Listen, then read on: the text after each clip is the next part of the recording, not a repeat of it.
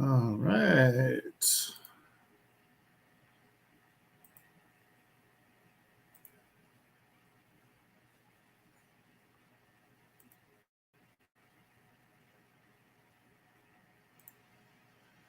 Okie doke. It looks like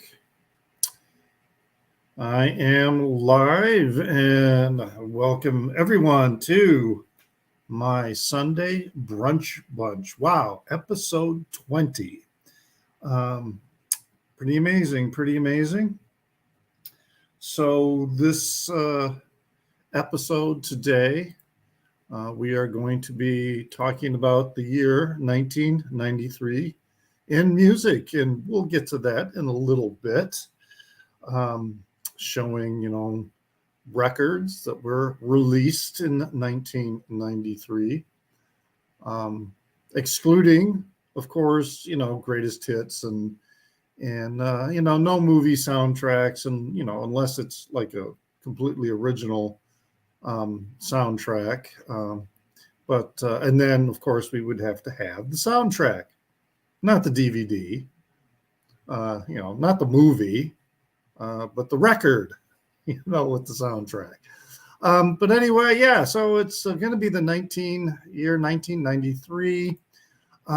Some things, however, we can cover as we have people log on. I've been really, really busy recently buying records over the last month, and I've got a bunch of new ones that I'll quickly show, and that I will eventually get around to, making some videos of these and about these. Great records, though. And I've also been to another Mdu Mukhtar show. I did post a video on my channel of him doing an encore, and an amazing, amazing guitar solo in which he steps into the crowd while he's doing the solo. I mean, he comes off the stage, goes into the crowd. He is surrounded by people, there at the front of the stage, and he's playing just this incredible guitar solo. So you should check that out on my channel. That video, which has somebody else picked up. So I've been getting these other views on that video because somebody added it to an Mdu Mukhtar playlist. All right. Now, I mean, I have my own Mdu Mukhtar playlist, but this is not my playlist. This is somebody else's playlist. And they added that solo because it was really, really an amazing show here in Chicago. So that's the third time that I've seen Mdu Mukhtar. I mean, just an incredible guitar player. And I'll be seeing, wherever I am, if he's having a show, I am going to, get to it. But yeah, I had some new acquisitions. There's a record, and I heard about this from Mike at Hub Tunes. One of the Gunkles. So if you haven't checked out the Vinyl Community Gunkles in our videos, we have a new one that was just posted today. So you can check that out. But yeah, Mike was showing that he had picked this up. It's a reissue of this jazz fusion funk by Nucleus, and the record is Alley Cat. This is from 1975, and it was reissued, which is great because it is a fantastic album. The problem is, if you want to get an OG copy, because there really were very limited repressings, it was already going for, right around $100, more than $100. I mean, I remember when I first heard this, listening to it online. Even then, I was balking at getting the OG because they wanted $60 for it, and in less than a couple of years, it's now more than $100. Now we've got a reissue. Really sounds nice. If you like jazz fusion and funk, you really ought to check that out. Um, and then I also at this same store, because I had a gift certificate um, from a friend. I was babysitting his cat while he was away, and he gave me a gift certificate to this record store here in Chicago, the Dusty Groove, and which has a fantastic jazz selection. I mean, I would really say that jazz and soul and funk are the two primary um, categories that are for sale in this store. I mean, there's a rock section, but it's way in the back of the store and it's not very big. But yeah, I picked this up. All right. So this is a Japanese pressing of Eric Dolphy live at the Five Stop. And hi, Chris. Good to see you. I'm just going through some recent records that I've picked up here to kind of start things off. And so now I have, this is volume 2, and I have volume 2 and volume 1 now. Really, I love Eric Dolphy. He's probably my favorite. Yeah, I know. There's 1993 is I've got some. I'm about half and half with CDs and vinyl for the year. So yeah, I'll put the link out here shortly.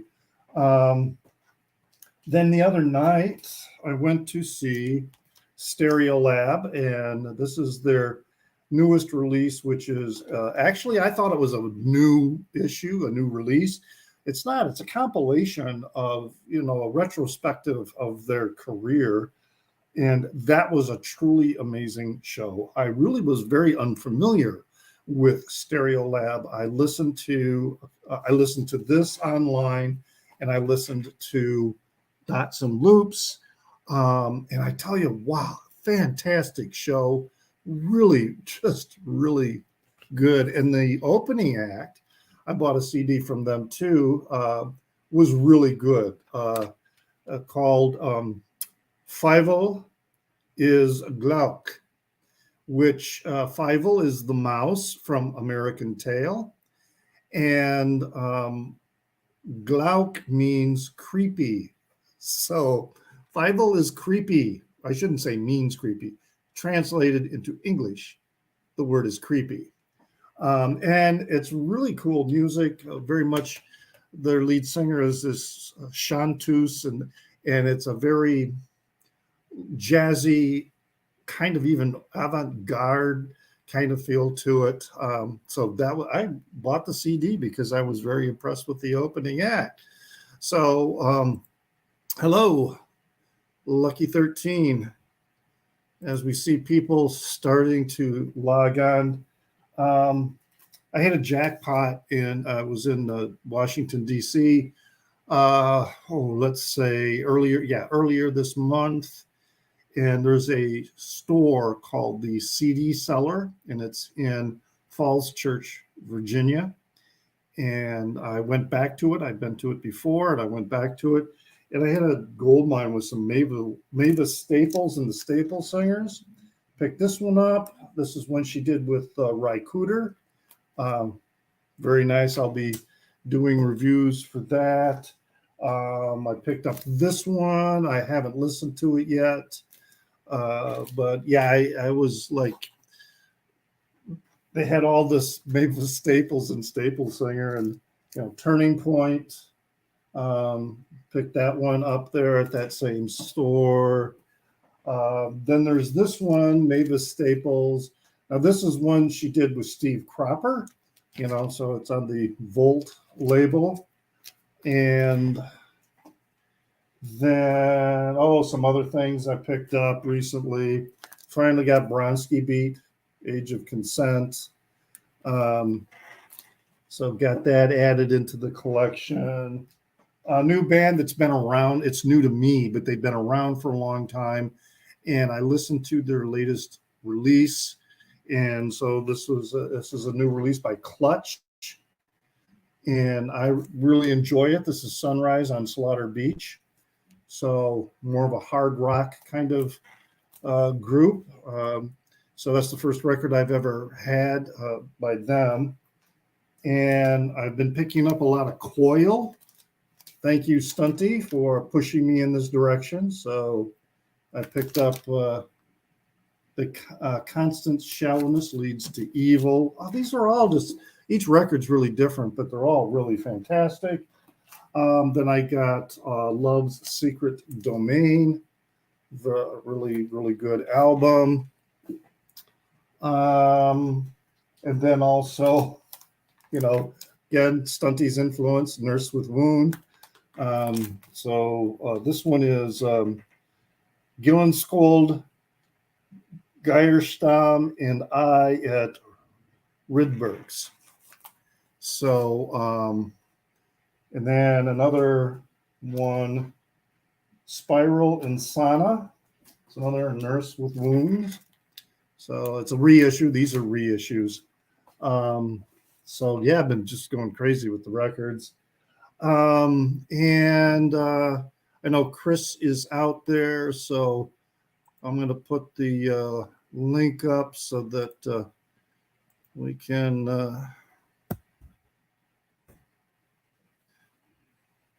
get close here. We get starting things, but then so this one too, Frightened Rabbit. This is a band I've never heard of.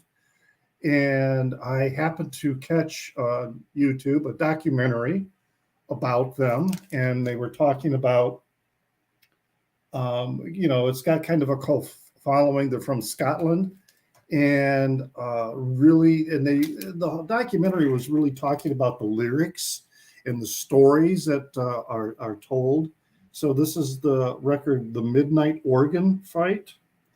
And so, I ordered this record and really good. So Frightened Rabbit is another semi-new discovery for me. This was weird. I bought this, to try and fill out an order of, I was buying from a Discogs vendor, and so they had this deal that you could get, X number of albums for, Y dollars and shipping.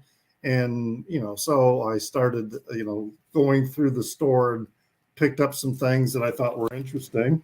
So this was one I picked up, and it's called Pink Noise, Graffiti Youth.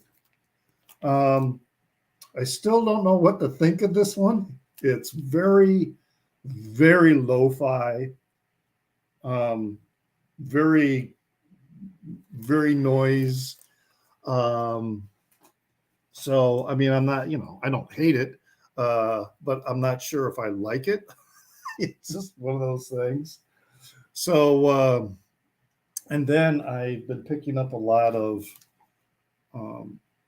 African, particularly Saharan blues, but this record here by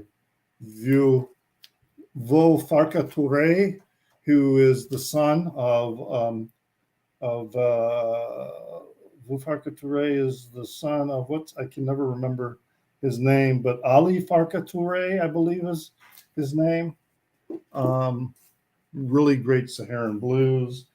Picked this up the other day too. This is another Saharan blues band, Taureg, Etran de l'Air, Agadez. So really cool stuff. And if you're familiar with, hey, Chris. Hey. If you're familiar with Ethiopics, okay? Ethiopics was a CD series that I think was released in, I think they were released in the 90s. But it's all, there's like 20 or 30 CDs in this entire series, and it's Ethiopian jazz and really amazing stuff. So it was only available on CD. They are reissuing on vinyl selections from, the different CDs. So I picked up a couple of those. I haven't listened to this one yet, but this is um, Alamehu Eshet, who was on Ethiopics number 3, what number is that? 8, number 2, number 13, and number 22. So they sampled songs from those, and then I got this other one, Ethiopian Soul and Groove, which is again, and I've listened to this, and this is really fantastic. It is again taken from samples from different CDs in the Ethiopics. What do you call it? Series.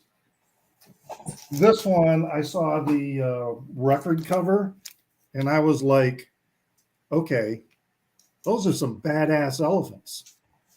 These guys, I mean, whoa, this is that cover really sold me on this record. So I just bought it.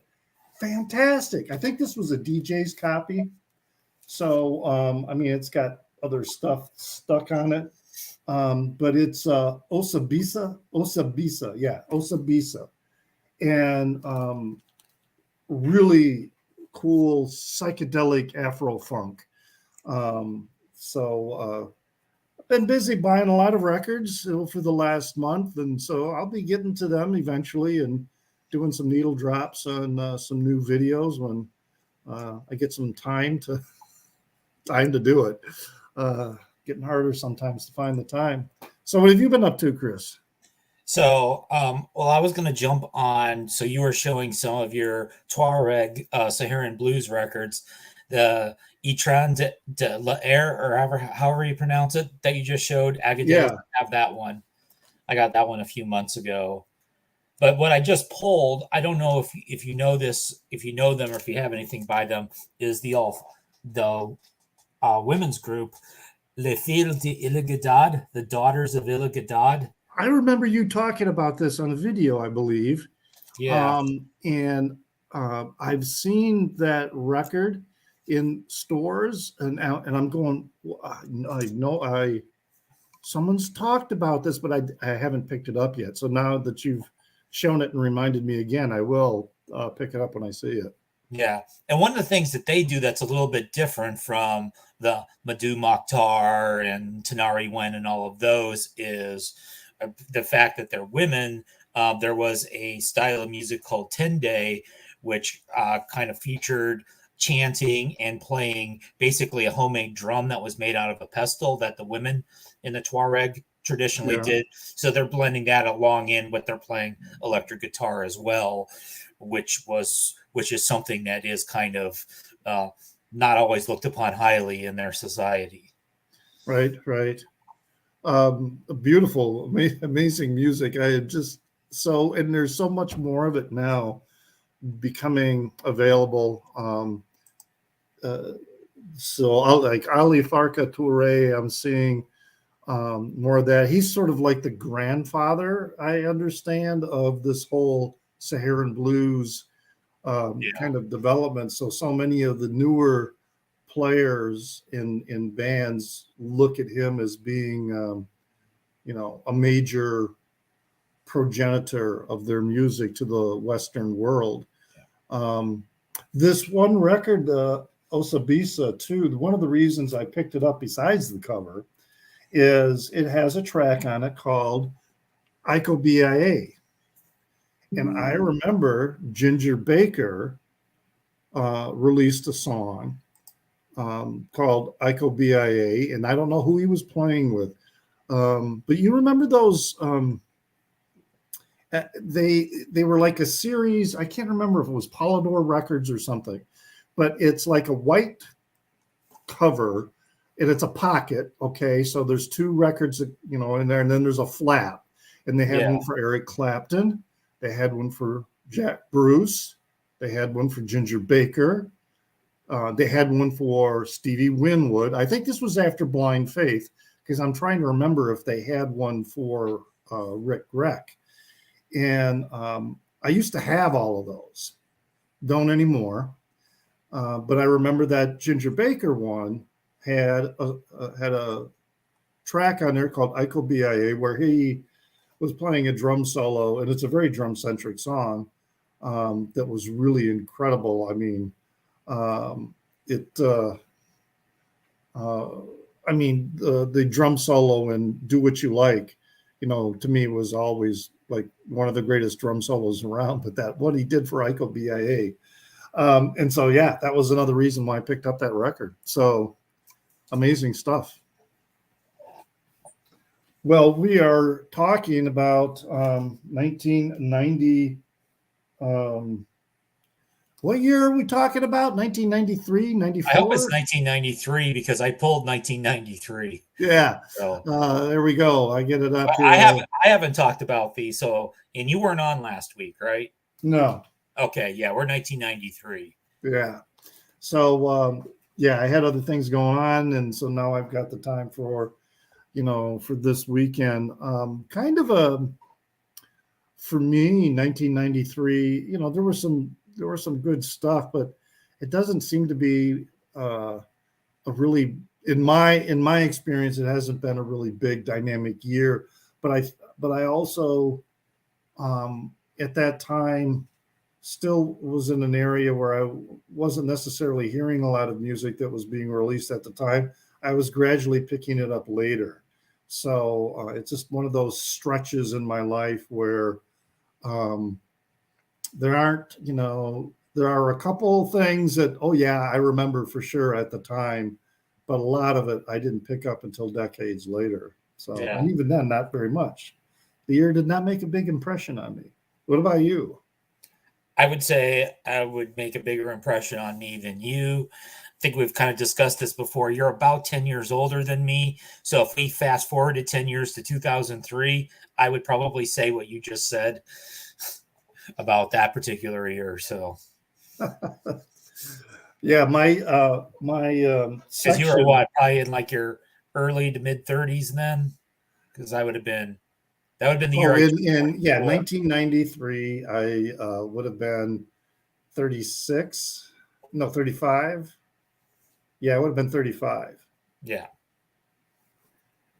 So, and also, I was kind of like you reach a certain point where you've heard so much music that it gets more difficult to be wowed by new stuff. I mean, it's not that it's bad, but like when you're listening to music when you're 18, 19, and 20, everything sounds so amazing, so cool, so fresh. But as you listen to more and more and more and more music over time, you realize that only once in a while something happens like, oh, catches. At least that's been my experience. A lot of good music, but some of it, that I wasn't going to plunk down money for. So, well, we can get started with the two of us. Why don't you start us off and with something? Don't forget, folks, that we got just a few people in the peanut gallery, but that's great. There is a link there if you want to join us and talk about records that you may have from the year 1993. But let's, yeah, what do you got, Chris? Okay, we'll start off with something that's pretty obscure. This is actually something I picked up at a live show, probably that was released in 93. I don't remember if the show was 93 or 94. So this group called Janitor Joe. So this is Uh-huh. kind of a Minneapolis alternative band. Probably the main thing that they would be known for is the woman in the picture, Kristen Foff. She then left this group to join Hole, but then she passed away. She joined the 27 Club due to drug overdose. So, and apparently she was quitting Hole. She was going to get back together with his band, but then obviously for the tragic reason that never happened. But I actually saw them play in Bozeman, Montana. I don't know if you ever saw any shows in Bozeman, Montana. You see, now I lived in Bozeman, Montana, So you probably did. but This I would have didn't see any shows. been okay. So there Um, were I, I remember some show.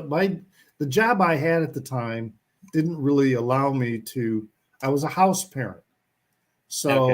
So yeah, it was difficult for me to get time off to go to a rock concert, and that wasn't necessarily a smart thing for me to do, considering the population I was supervising in the group home. Yeah. So like when I was working in or near Yellowstone, I went to some shows in Bozeman. So the bigger rock club was called Cat's Paw, but I went to a lot of places. It was called the Filling Station. And so it was a place that literally used to be like an old service station. And during the day, it was basically an old man drunk bar. And then in the evening was like punk and alternative shows. And it wasn't the Janitor Joe show, but the wildest show I ever saw in my life was in that venue. The video poker and Keno machines that are all over Right, right. Montana. Oh yeah, so people were climbing on those and diving off of them and stuff. It was a band called Love Battery was that really crazy show that I saw. Was that a place in Bozeman? It was kind of on the outskirts of Bozeman. So I'm trying to wouldn't. So what year would that been? uh, the time period that I was seeing shows there would have been, let me think, somewhere between 92 and 94. See, I would have just moved Okay. away from Bozeman. Definitely 94. I was back in Michigan. So yeah, so that place might not have even opened yet, or maybe it was under a different name. So I'm trying to remember though if there was something like that because do you remember a place called the Cat's Paw? That would be the more known place. no, I don't. And that was a take on, I think, the Montana State where the Bobcats. Right, right, yeah, right. Oh yeah, sure.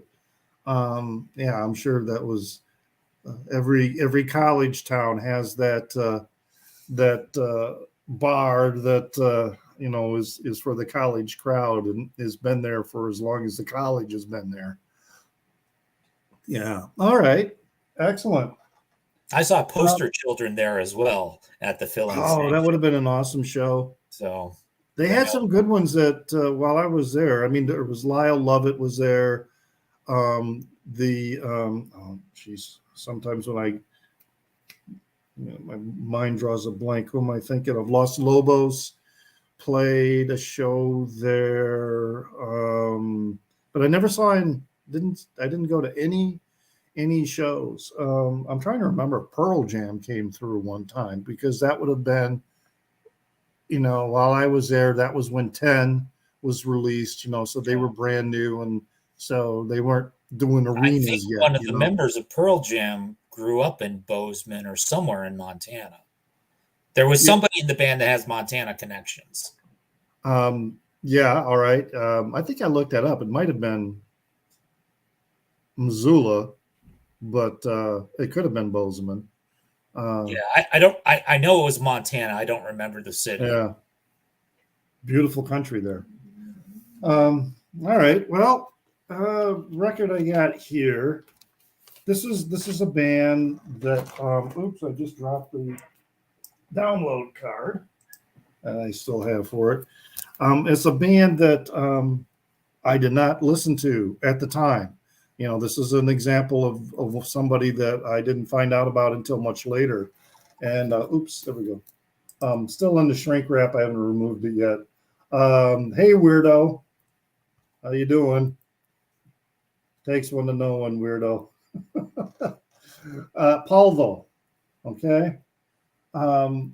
Really interesting kind of noise, shoegaze, math rock.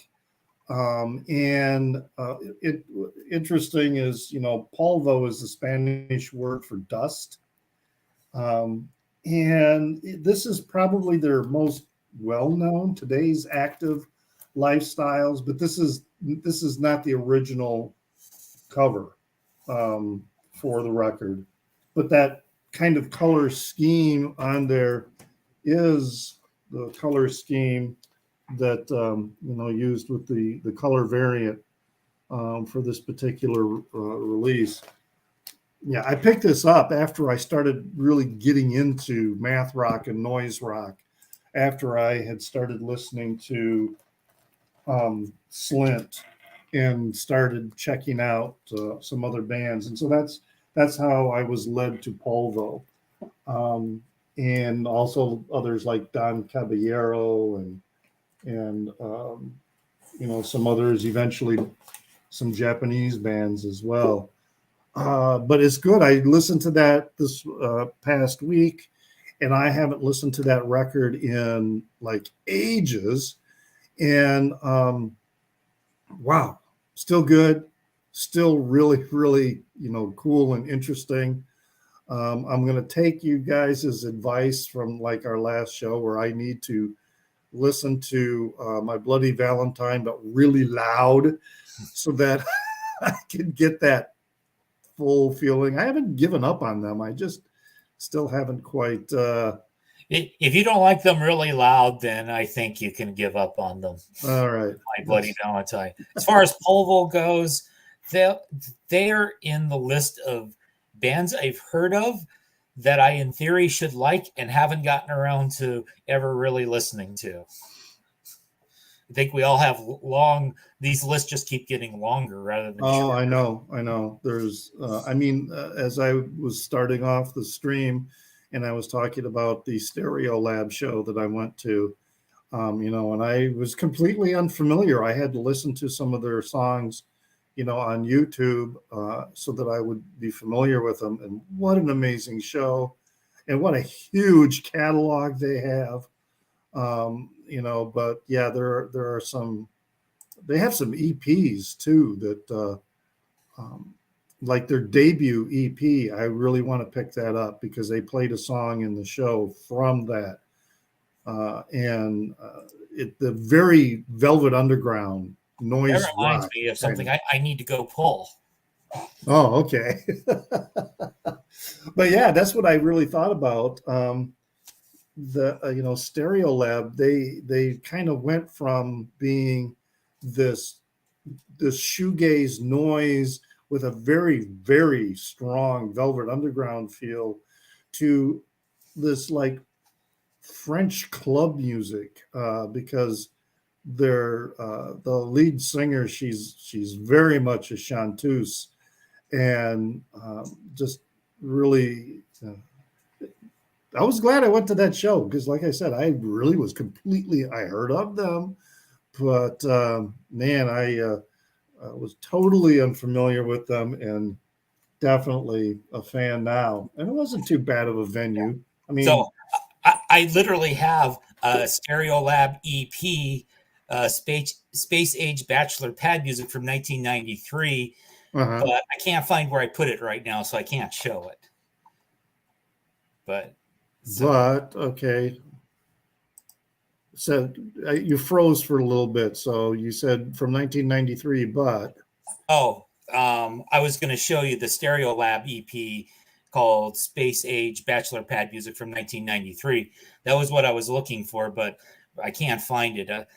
I think I have. I mean, I have stuff alphabetized, but I also have like the fairly new stuff I've gotten, which is just a jumbled mess before I actually file it. And it's in there somewhere, and I can't find it right now. Yes. I know how that works. Hard, so sometimes I forget where I put things too. Did I put this with the 1990 section, or did I put this with the electronic section, or did I just... That's a problem when you do genre based, because you'll have, which genre did I decide this was? Yeah. Right. So I try to keep it as simple as possible. Where does my brain go when I think of this record? And sometimes when I file it for the first time, my brain goes one spot, but then, a couple months later and I'm thinking about it, my brain is going to a different location. It's all good. It's all good. Well, then what do you got up next for us, Chris? All right. Well, the next one, let's just get this out of the way. Nirvana, In Utero. So obviously this is the last studio album I got that Nirvana. So the original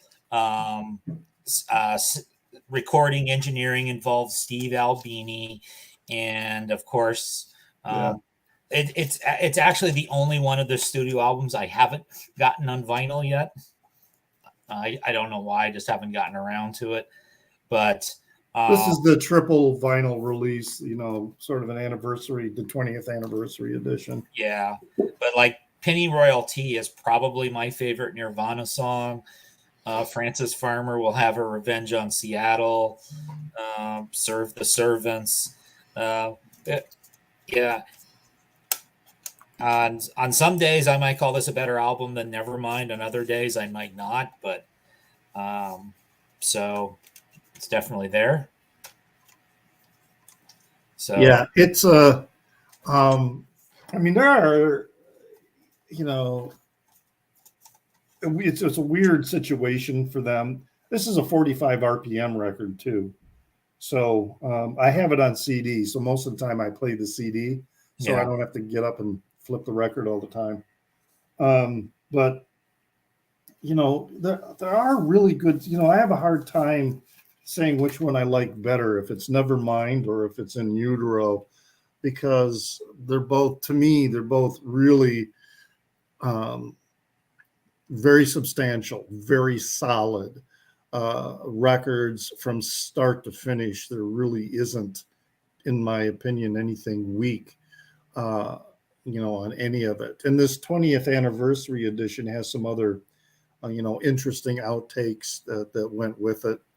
And it also has it had a adjustment direction in there for when you were listening to it. It told you what to set the bass and treble at, and so and it works. I mean, the settings that are recommended, for that record, the way it was recorded. But Albini did the original tracks, but then they got re-recorded. Yeah. So this 20th anniversary has both. It has the original Albini tracks, and then it has the tracks as they were released, on the re-recorded ones were by Scott Litt, right, who had worked with REM. Yeah, I don't remember. I'd have to. I don't remember. But it's and that was in a weird space too. Yes. At that time with the band, because in general, I was in a very weird space in my life at that time. So the print on the CD is tiny, but it says recorded by Steve Albini, technician Bob Weston, additional mixing on a few of the songs by Scott Litt. Yeah. Scott Litt's most known for REM, but he's also going to be known for an album I'm going to show later. Okay. All right. Well, then, just in case, also, I'm going to put the, if anybody else, is interested in joining the discussion, if you've got some records from 1993, that's the year in music we're looking at. And the one I'm going to come up with next is, this was my first one of this band. And I better take the shrink wrap off, because I don't need the shrink on this anymore. It has no hype sticker. Butthole Surfers. And, it's just an amazing record. Just absolute. I mean, I had never heard anything like this record until I heard this record. It was, and one of the most enjoyable songs is the Annoying song. It's just so damn funny and great and catchy. And but yeah, the song Alcohol, The Ballad of a Naked Man, Who Was in My Room Last Night. It's just it's launched me so that I now have almost every Butthole Surfers full release. I've got a couple EPs as well. In fact, I just picked up an EP by them recently, The Widower Maker. So yeah, Butthole Surfers is, I was on a roll for that they were just, hottest band in my opinion, even though I didn't discover them until like, oh, I would say what was it, 3 years ago is when I first heard them. I knew of them, I knew about the Butthole Surfers, but I never really listened to them. And then I started listening to them, and I'm like crazy in indie rock. But I do file them in my punk section. I just feel like that's where they belong.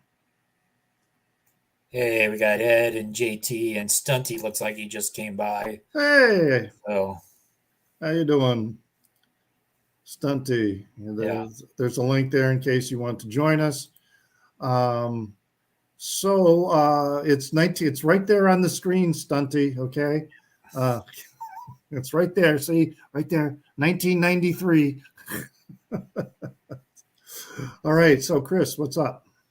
Okay, so I'm going to show kind of two things next because they kind of go together for me stylistically. Okay. So we have Unrest. This is, let's see, it's the Isabel Bishop EP on 4AD, and then this 7-inch EP with 10 songs called Teen Beat, which is on the Teen Beat label. So these are both very much indie pop, lo-fi sort of recordings. Probably the most famous band on the single here is probably going to be Bratmobile and maybe Tsunami. And there's an Unrest song on here as well. And I don't know if Mystery Ed watches this stream, but I know this is the kind of stuff that he liked a lot. So how would you characterize them again? I mean, pretty much this music is sort of your indie pop. Some of it is what they would call twee pop. A lot of it is lo-fi. So it's not as hard as the grunge that was obviously a huge deal in 1993. Right. It's certainly not going to be as out there as the Butthole Surfers that you just showed. But it's very much non-mainstream, do-it-yourself sort of stuff. Yeah, that one gets high praises from Stunty. All right. I'm sure at some point I'll show something that Stunty will think is absolutely terrible. We all do. So 1993 was kind of a comeback year for I will characterize them as two very influential musicians when they were originally working together, but they didn't get along. And so they ended up, separating. And, I'm talking about John Cale and Lou Reed from, the Velvet Underground. But they got together for this show in 1993 at the Olympia Theater in Paris. And this CD, I didn't buy the vinyl.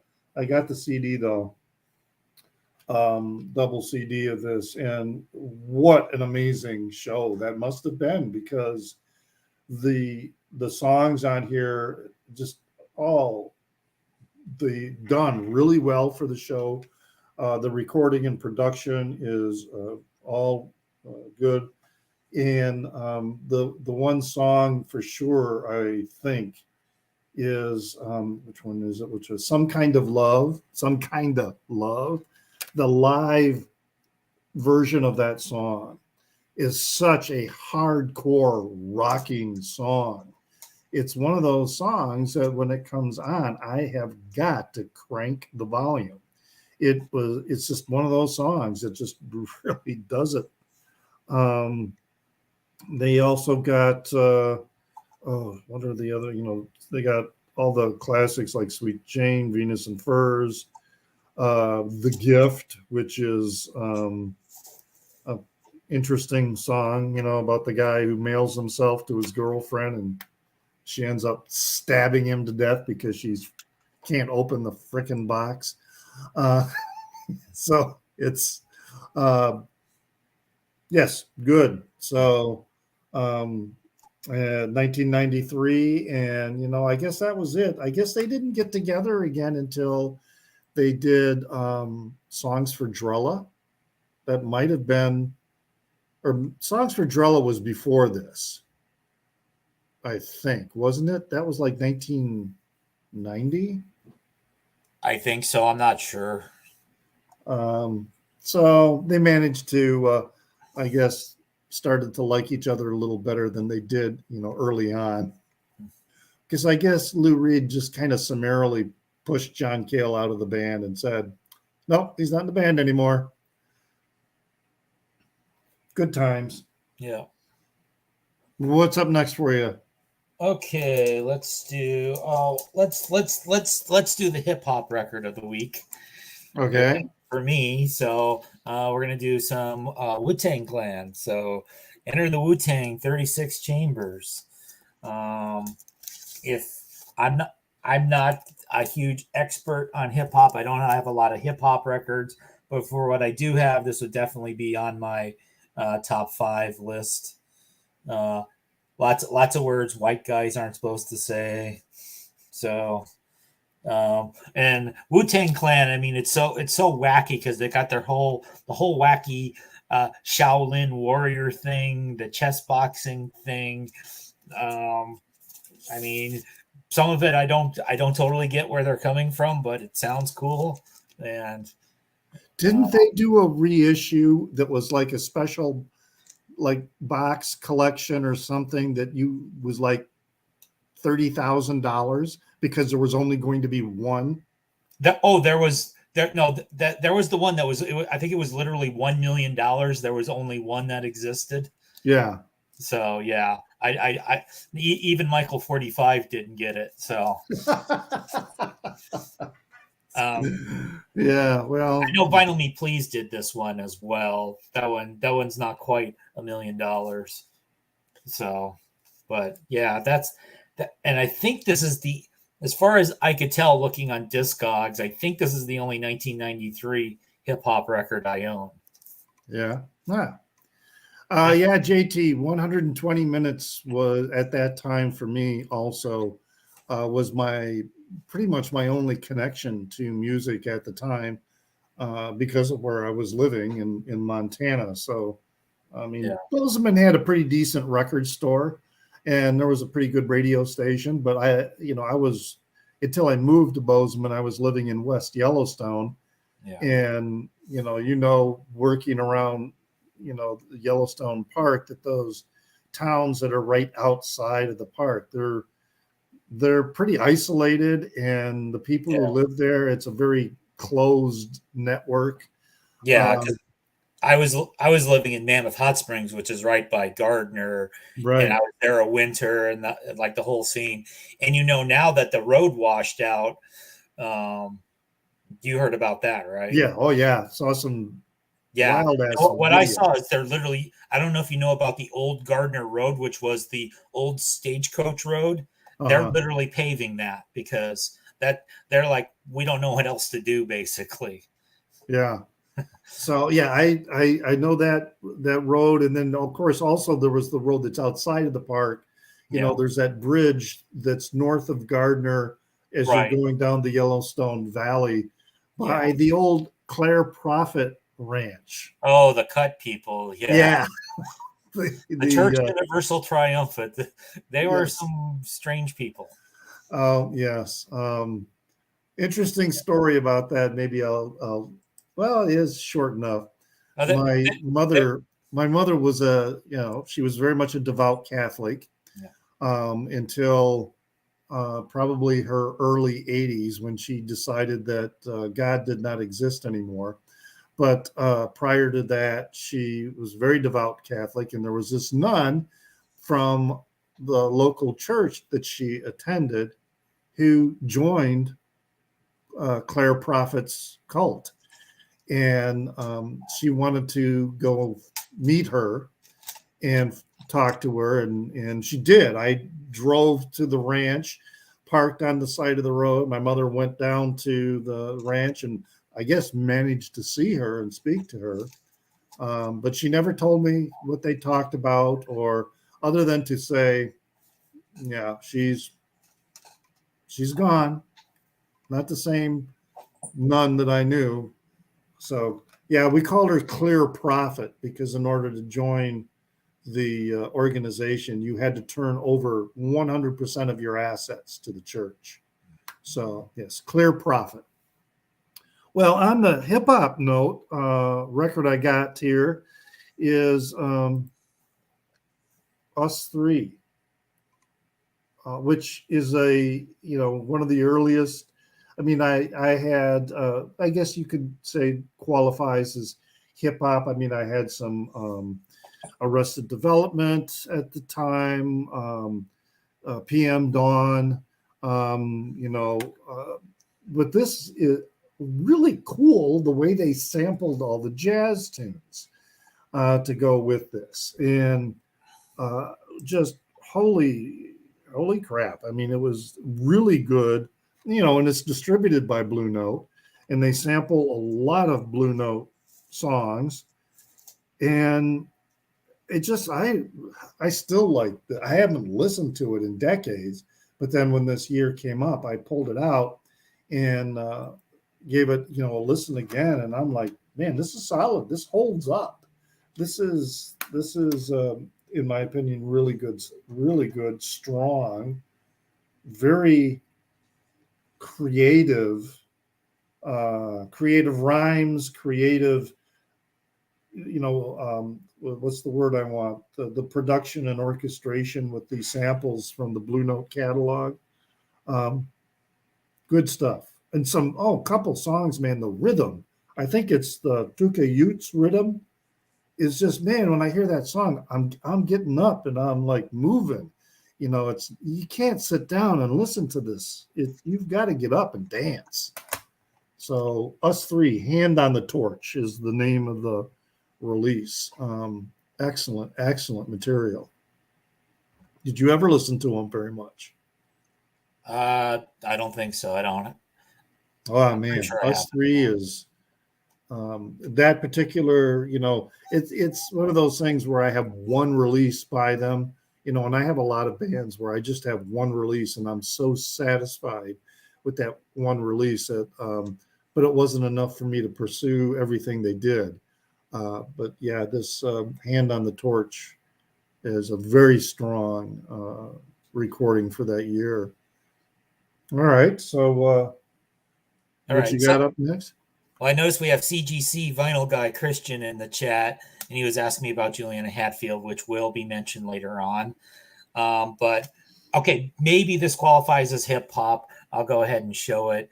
Luscious Jackson, In Search of Manny. Do you know Luscious Jackson? I do not. Okay, so Luscious Jackson was on Grand Royal Records, which was the Beastie Boys sort of boutique label. Okay. They were sometimes referred to as the Beastie Girls. So they were an all-women band.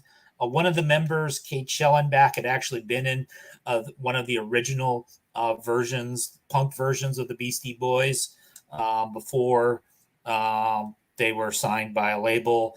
But yeah, it's sort of in the realm of the Beastie Boys. Their album from a couple years after this had sort of a semi-hit on it, but I kind of like this one better, called In Search of Manny. Interesting. Seriously, I've never heard of them. So yeah, I'll have to check that out. I don't know about this. All over Jim Jarmusch's Ghost Dog film. I don't know. Maybe they were. I don't know. I did not see that film, so I'm not sure if they were. All right. So the 1993, 92, 93, 94, that's when one of the biggest things going on in my life, that's when I started to come out as gay. Up until that point in my life, I was deep in the closet, and I wasn't even associating with anybody, who was gay. It was a part of my life that I kind of just completely closed off in me, and so I was beginning to reconcile with that, and so naturally I was gravitating toward musicians who were either identifying openly as gay or who were also in the process of coming out as gay in their music because of all the years of speculation or whatever, And so one of the musicians that I, picked up was this, by Melissa Etheridge. Yes, I am. Very powerful for me. Today when I listen to this, it's good. I enjoy it. Doesn't have the same power that it had at the time because, it was something that I was dealing with, and so this was, like a support. I guess you could say a support network, but very, very emotional songs about the whole process and the love that she was going through at that time. So yeah, there were a few other musicians, pop artists that were going through similar changes in their music and in their overtly lifestyle. I mean, there was a lot of speculation at the time about Michael Stipe, and he was still being, I think, in 1993, he was still being a little cagey about it. And then there was, of course, then there were others who were never hiding it, even though people didn't realize it, like with Judas Priest or something like that. Yeah, you guys have talked about that on the Gunkles channel. Yeah. Now, something I would tell you is that if you told me and my friends in high school that Rob Halford was gay, we wouldn't have believed you. Yeah. you just weren't paying attention. Yeah, well, our gaydar was not well tuned. Well, yeah, a lot of stuff was fairly coded, but the people who were in the scene were, I guess, they certainly knew about it. Well, hello, Stunty. How are you today? Hello. I'm good. Hello. How are you?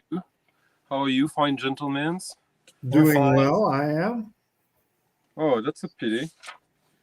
Spending too much money on records again, but what the hell? Spending my retirement.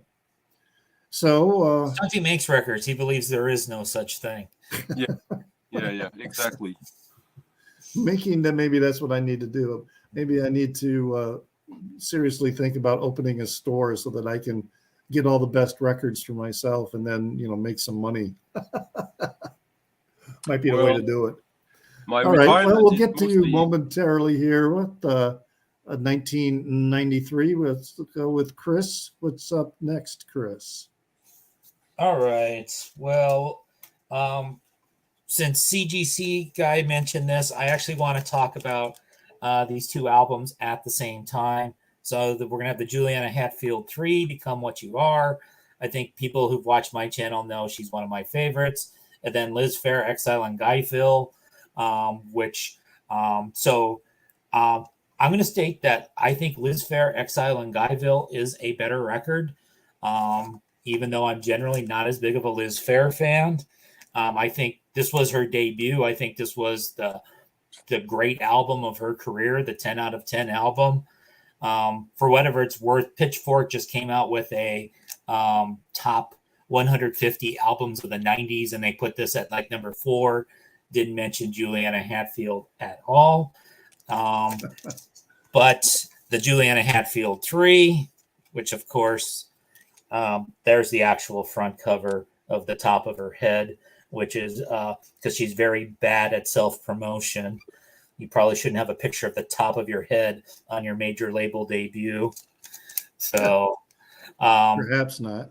But the reason why I'm showing them together, one of the points I wanted to make was that Exile in Guyville was like one of the top albums of the decade. Then she released a couple okay albums, and then in the 2000s, it's like sporadic, terrible albums as a general rule from Liz Phair, in my opinion. And Juliana Hatfield puts out like an 8 out of 10 album pretty much every year. I would say Juliana has probably 10 albums better than Liz Phair's second best album. Now, I remember that record, Liz Phair, when it, came out. Yeah. And that's probably, I wasn't in necessarily.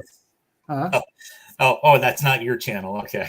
Exactly. Like I was about to say that Liz Fair was back then kind of like the equivalent of porn for indie nerds. Yeah. That I remember the record. I remember hearing it at 120 minutes. And I didn't see it right away in some stores, but it would have probably been something I would have picked up. But then I guess it has a lot to do with what you just said, that everything afterwards never really sparked a lot of attention. So she just dropped out of my, out of my thinking until like right now. And then I'm going, oh yeah, Exile in Guyville. I should track that down again and pick it up. Then, because CGC asked earlier, so if you're asking why don't I have Juliana Hatfield 3 on vinyl, well, this will get back to something that Stunty and I have talked about. This was only released on vinyl in Europe, not in the United States. Although literally yesterday, I got the email from Juliana's current label. They are reissuing this for the 30th anniversary. They started taking pre-orders literally yesterday. And yes, I've already made my pre-order. So you're going to be able to sleep at night now? Yes. Okay, yes. Good. I don't have to pay $100 or $150 to import it in from some fucking European flipper. So you're not going to be able to show your devotion and your unconditional love by spending serious money on her. Well, you see, I have it on CD, so I'm not going to pay $200 for something I have on CD. I'm not that person. CDs don't exist. This is why I'm actually going to show CD next. But okay, let's see. Well, you're up there, Stunty. What do you got for us from 1993? The first CD go on, Chris. Oh, I had one more story about the Liz Fair. So my father, who was 20 years older than me, he passed away pretty young, and so I inherited his albums. And most of the albums I got from him were for what you would expect for a guy his age. So you've got Van Morrison records, Joni Mitchell records, Neil Young records. But this was in my dad's collection, and I don't know why.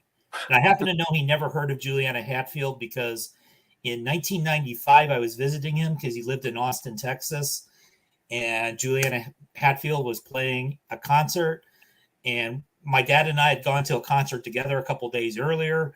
And I said, hey, you want to go to the Juliana Hatfield concert with me? And he's like, I don't know who that is. So I went by myself. But does that mean that, like, if both your dad and you love Liz Fair, does that mean that you are Eskimo brothers? No. Okay, good. No, I mean, we share some musical taste, although I do not like Van Morrison nearly as much as my father did. Rachel has a couple of my dad's Van Morrison records now.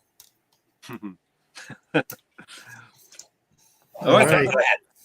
I'm going to show a record. I don't know when I got it. I definitely didn't get it in 1993, but probably around 1996. So this is Painkiller. What am I saying? It's not Painkiller. It's Naked City. Naked City is Absinthe with a cover from Hans Bellmer. Like no sex, yeah, I know, but it's he's an Austrian artist that was he had some issues with young women and body transformation. But this is John Zorn with Bill Frisell, Fred Frith, Joey Barron, and Wayne Horvitz, and this is this is on John Zorn's label. Avant, but it's kind of jazz in a way, but it's really avant-garde, experimental, and there's a tune on it which is mostly pedal, volume pedal, steel guitar, slide, both Fred Frith and Bill Frisell. It's my most wanted record to be reissued on vinyl at one point or another. It's one of the few CDs I have no problem showing or talking about because, this is I regularly put this in my top 10 favorite records ever, and mostly for one track actually, even if the rest is really good. But it is it is basically like a avant free jazz combo. Some of these guys played in way more traditional stuff, like Joey Baron was playing as well with what's his name, Woody Allen and stuff like that. But this is them in like guitar, bass, piano, saxophone, keyboards. But it is really, yeah. And this was not an obscure album, the way it was not like a huge album, but like in that world, that album made waves and still does. Like people who know about, like John Zorn is huge. He's probably one of the 2-3 biggest names in jazz since the 80s, that started in the 80s. And for me, this is really his magnus opus.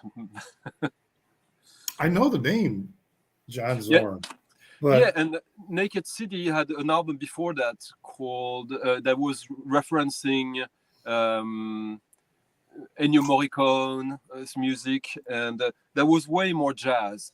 But John Zorn, he's done like hundreds of albums, hundreds of projects, and he's a New York Jew also. So he has also projects called Masada Barkoba, referencing Jewish history and music.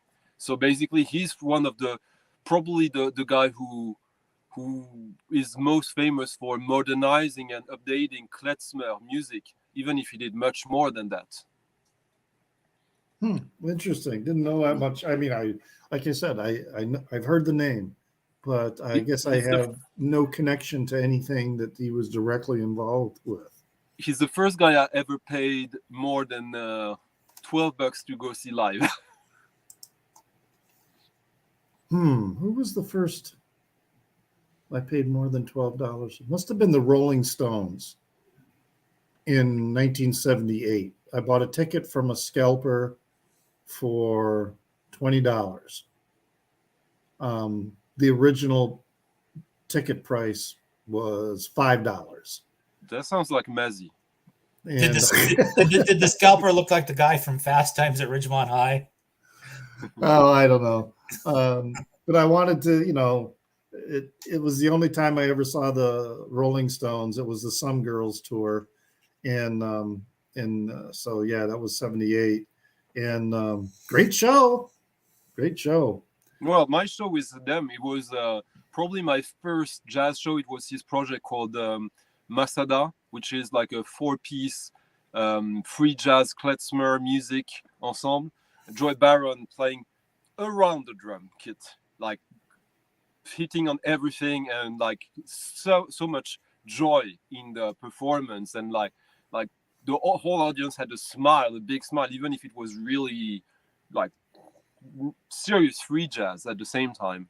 Yeah, really very important artist for me, but for even more so for many other people. Like John Zorn, he's been like, if in the 90s you would have like a grindcore death metal band wanting to have a saxophone player, he would be the one. Now he's like in his 60s, I guess, and he's very institutional. And he was already back then, which is what was cool with him. There, he was already very much an institution, like proper music, and he was interested in the most extreme musics that existed at the same time. Huh. All right. Well, I'll have to keep an eye out for when I'm looking at jazz records for that name and see what comes out. All right. So this record is I classify it as jazz. I suppose others might call it, I don't know, post rock or something like that. But Morphine, Cure for Pain. This is the reissue, numbered, but the reissue that came out this year, 2022. Just so amazing. And I see, yep, Chris has got it too. What number is yours? I have 8469. For your number? Yeah. Mine is 3114. No, you got a better number. it's a number. I know, being silly. But yeah, just what an amazing concept these guys, and I'm a saxophone player anyway, so the bari and tenor sax on Oh, you here. are? Yeah, I was a saxophone Which one? player. Which ones? I played alto, tenor, and baritone. So not my favorite one. Okay. I never tried soprano, and they didn't have a bass sax in my school to play. They had a bari sax, so I played that around and played it in the marching band. So I was lugging that thing out there on the on the football field. But it was fun. I love playing bari and tenor. But anyway, yeah, this is just the sounds, the music that they play in here is just really solid stuff. And to me, yeah, it is definitely jazz. Although I don't necessarily see morphine filed in jazz sections. They tend to be because it's an indie band doing Yeah. indie music with jazz leanings. Yeah. But good stuff. I mean, I love this record. I really do. It's a record that I pull out with relative frequency to listen to because it does have, I don't know, it just has that smoky, dingy beatnik bar feel, like I'm being transported to like 1955. And it just, I don't know, it just has that whole feel to it. But it's not retro at all, though. It's not. It's not retro, but that's it. But it's like it has that spirit to me of something from that. It's just, it's just a little bit seedy, but in the coolest way. Yeah. So yeah, Cure for Pain. Did you get the Run Out Groove version? The Run Out Groove version. Oh, that has the. Yeah, I think I don't know. Let me look again. I haven't. I You guys are such nerds. Like, we are. Run Out Grooves. Seriously. Okay, I'm gonna do that then. But what is it about the Run Out Groove version? Oh, that's just the version I have. I was just wondering if that's what does that mean, though? Well, basically, Run Out Groove is what puts out various vinyl reissues. Yes, I have that. I thought you were talking about that there was something special no. that they had in the Run Out. No, that I don't know. That because sometimes they'll do that where the record will end and the needle will keep bouncing back. This has one of those. On side D, the Pizza Hut variation number 2. Okay. 34 seconds at the very end of side D. Yeah, I got that too. Yeah. But yes, and you have to pick up the needle and set it down again because it won't go. It will not track automatically. I don't recall if that's the case. I think that's the case with this, that it will not track into that song unless you pick up the needle and then set it down again. Fun facts. Fun facts, yes. All right, so what do you got up next there, Chris? Oh, this should be one that Stunty will like a bit less than Unrest. Let's do some Everclear. Sparkle. By the way, okay. Sorry. So Sparkle and Fade. So they had a couple of good songs, and they're pretty much all on this album. Then they got really popular, and then their songs got not so good. I bought a couple other of their CDs, but this is the only one I still listen to. I saw them play live somewhere in Denver before they were famous, so a pretty small place. That was kind of cool. Their song Heroin Girl, which was the first song I ever heard by them on one of the CMJ CD comps, is probably still their best song. but it was a little bit too overtly about drugs to become a hit, like some of their other songs did. What's the band? I remember that cover. What's Everclear. Oh yeah, I remember. Yeah. My guess would be they're not in your collection. I had managed to forget about it. Yeah. I have and I reminded you, I'm sorry. I have some Everclear that was on CD that somebody burned for me. And or maybe I copied these myself because I checked out the CDs from the library. And but yeah, they're in like this booklet, of all these CDs that I burned. Yeah. And I know I've got at least one or two Everclear that I haven't pulled out in like a really long time. So, and they're one of their groups. So like the main guy, Art Alexakis, was probably I think he was about 30 or so when this came out. And so he had like 10 years to build up a number of decent songs. And then, now you're popular. Now you got to keep pumping out songs. And at least to me, he never really did. What record label did they sign with? Because that's often what the record label does. They ruin bands by trying to get them to make more. This is on Capitol Records. Yeah. So I don't remember if they released anything on an indie beforehand or not.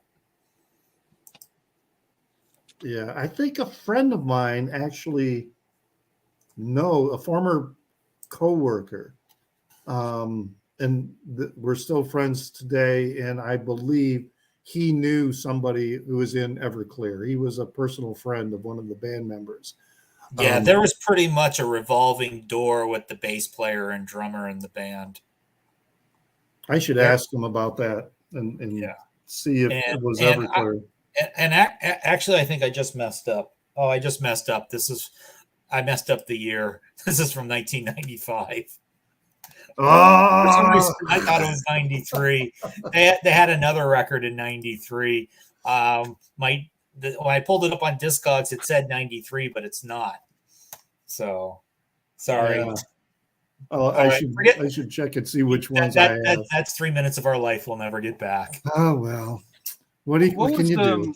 What was I didn't really see which release you showed about Unrest. Oh, I'll come back to that. So this is a EP called Isabel Bishop. Okay. Because are you sure that it's from 93? I thought it was from the year before. Says 93 on mine. Okay. Because it's from the Imperial FFR album. That is the one I think is amazing. Yeah. And in 93 they released the Calf Carol EP, which has like a whole 16-minute long song that is experimental music. Which, anyways, yeah. Okay. Yep. It says 93 on there. So. Yeah. Good. My Everclear says 95. I fucked up there. And for Zep Pearl, there's some Pearl Jam. Yes, from Versus. So right. I didn't necessarily plan, even if it's an album I really love, from B12, their first album, Electro Soma on Warp, limited orange vinyl. You see, it's not very limited because that was so popular music back then that they could. They needed 6 numbers. Yeah. And it's like British. It's a duo who was known for doing probably the first one with Black Dog doing Detroit techno, but doing it in a British way, which made it more ambient, maybe a little more electro as well. But I wanted to show this because I wanted to, after your talk about Run Out Grooves, they had their own label with the color orange was always the theme, where they would put out all their side projects, and often they would have these records. I don't know if you can see here. So the tracks were separated by and there would be an etching between the tracks before the first track, and sometimes they would have like double groove tracks, so you would have 2 tracks together. Sometimes you would have the first track playing this the normal way, and the second one you had to start from the back. Oh yeah. So they were pretty fun. Like they were having fun with the format, and this is a band, yeah, that was very influential in the early 90s in the UK. But the thing is that they signed to the best label, Warp, and they like when there's a great video about that with an interview from one of the guys from that band when basically Warp Record from Sheffield originally, they realized that this whole electronic music thing can be big. So they contacted all the small bands that were interesting, and they had like a big meeting in London, I think, in a pub. And all these nerds, like these 19-year-old nerds who were doing bedroom music, basically were there, and they were all offered contracts, like 6-album contracts. Aphex Twin signed it, Ottaker signed it. They thought, we don't really know if it's for us to sign a long contract like that when we already have our own indie label. Well, Aphex Twin and Ottaker are where they are now, like two of the biggest electronic bands in the world, and they have mostly disappeared. And yeah, career choices, which makes them kind of charming also in that way. They still do music, but on a much smaller scale. And this album got reissued 2 years ago, I believe, in a massive deluxe edition with outtakes. None of them were worth having if you have this, by the way. But this is like ambient techno, electro, very sci-fi, and with some influence from jazz, modern jazz. Yeah, really good album. Really good, interesting band with a whole universe and galaxy of side projects around them. 93. Interesting. I'd never seen a record pressed like that with that kind of etching in between songs. You know, it's very curious just from that aspect. Yeah, I remember getting these records back then. Like you would see that and would what? And yeah, it was just fun. Then you realize that it doesn't affect anything. It's just like a fun little thing. All right. See here, where do I go with? I'm starting to get into. Well, I have still some good ones, but some of these are probably a little more. I don't know, not as rock solid as some of the earlier material. Although this one, Iggy Pop, is American Caesar, and I remember getting this when it was released. I love the, parental warning. This is an Iggy Pop release. That was the only warning you needed to give, right? And there were a couple tracks on here that I thought were like, kind of ho-hum. But Wild in America and let's see, the Highway Song but Boogie Boy and Wild America are probably the two strongest songs on there. But Social Life, that goddamn Social Life was really was a good one. It was a stronger comeback than the release before that, Brick by Brick. But I also really liked Brick by Brick, but Brick by Brick was a little more pop, a little more radio friendly in some ways. And this one did he was going back to his more raw roots. But yes, got a lot of play when I first picked it up.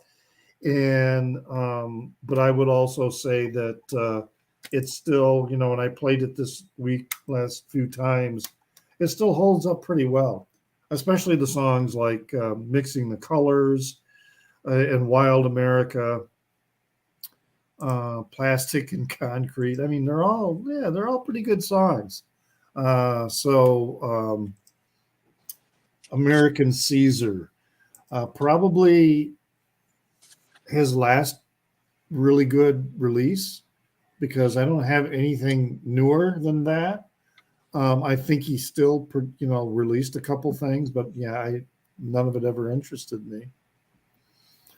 But I was a big Iggy Pop fan, going all the way back to, the David Bowie years and the stuff before that, even with the Stooges. So, yes, Ed. Then yeah, you need to check out Morphine. You really need to check out that release, Cure for Pain. Yeah, those jazz guys are letting you down by not telling you about it. Yeah. Yeah, What really. do you mean? Do they know it, Chris? No. All right. So moving from Iggy Pop, where are we going next, Chris? Let's go to the Afghan Wigs. Oh, Jesus, I remember so many them. CDs. It's 1993, buddy. No. No excuse. It's 1993. I was an American. I was poor. Most of these were bought used, as a matter of fact. Like the next one I was going to show. Look, it has its used sticker right on it. So I was moving all the time. I couldn't lug all my vinyl around. Actually, how have you lugged all that vinyl around all these years? Well, that's the same thing that I did, and I mean, yeah, there was a point where I basically sold everything and converted to CDs. So yeah, I was buying CDs. I wasn't buying records anymore. So yeah, a lot of this stuff I got it on CD, and there's a lot of other stuff that I wanted to get on vinyl. So a lot of these releases that I got on CD, I haven't really bothered to try and get them on vinyl. I'm perfectly happy, like this Iggy Pop. I'm trying to check because they used to do that AAD that would, that's how they identified it was an original analog recording, an original analog master, but then they did the digital pressing. This one doesn't have that on here, so I don't know the source material for this, which probably makes it suitable for mobile fidelity.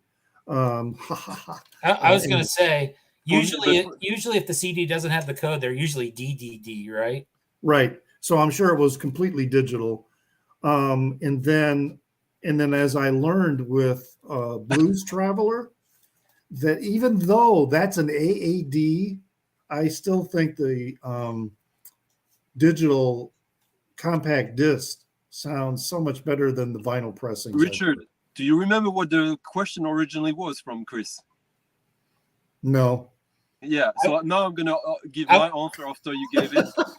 So for me, while I was still living in Paris, I made sure that I was the best friend to everyone. I was the first one to say, yes, I'm coming to help you move when you're moving, because I knew that I would be in deep shit if no one came to help me. But when I had to move from Paris to Stockholm, which is like basically moving from Texas to Louisiana, maybe 2,000 kilometers. It cost me $5,000. Yeah.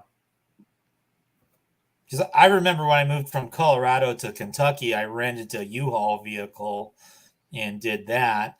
And how do you move in Europe? Is it like, can you rent a vehicle, or do you have to pay somebody? How does that work? I hired there was a moving company, a truck moving. It was like 20 cubic meters for all my books and my records and the little furniture I wanted to keep. Yeah.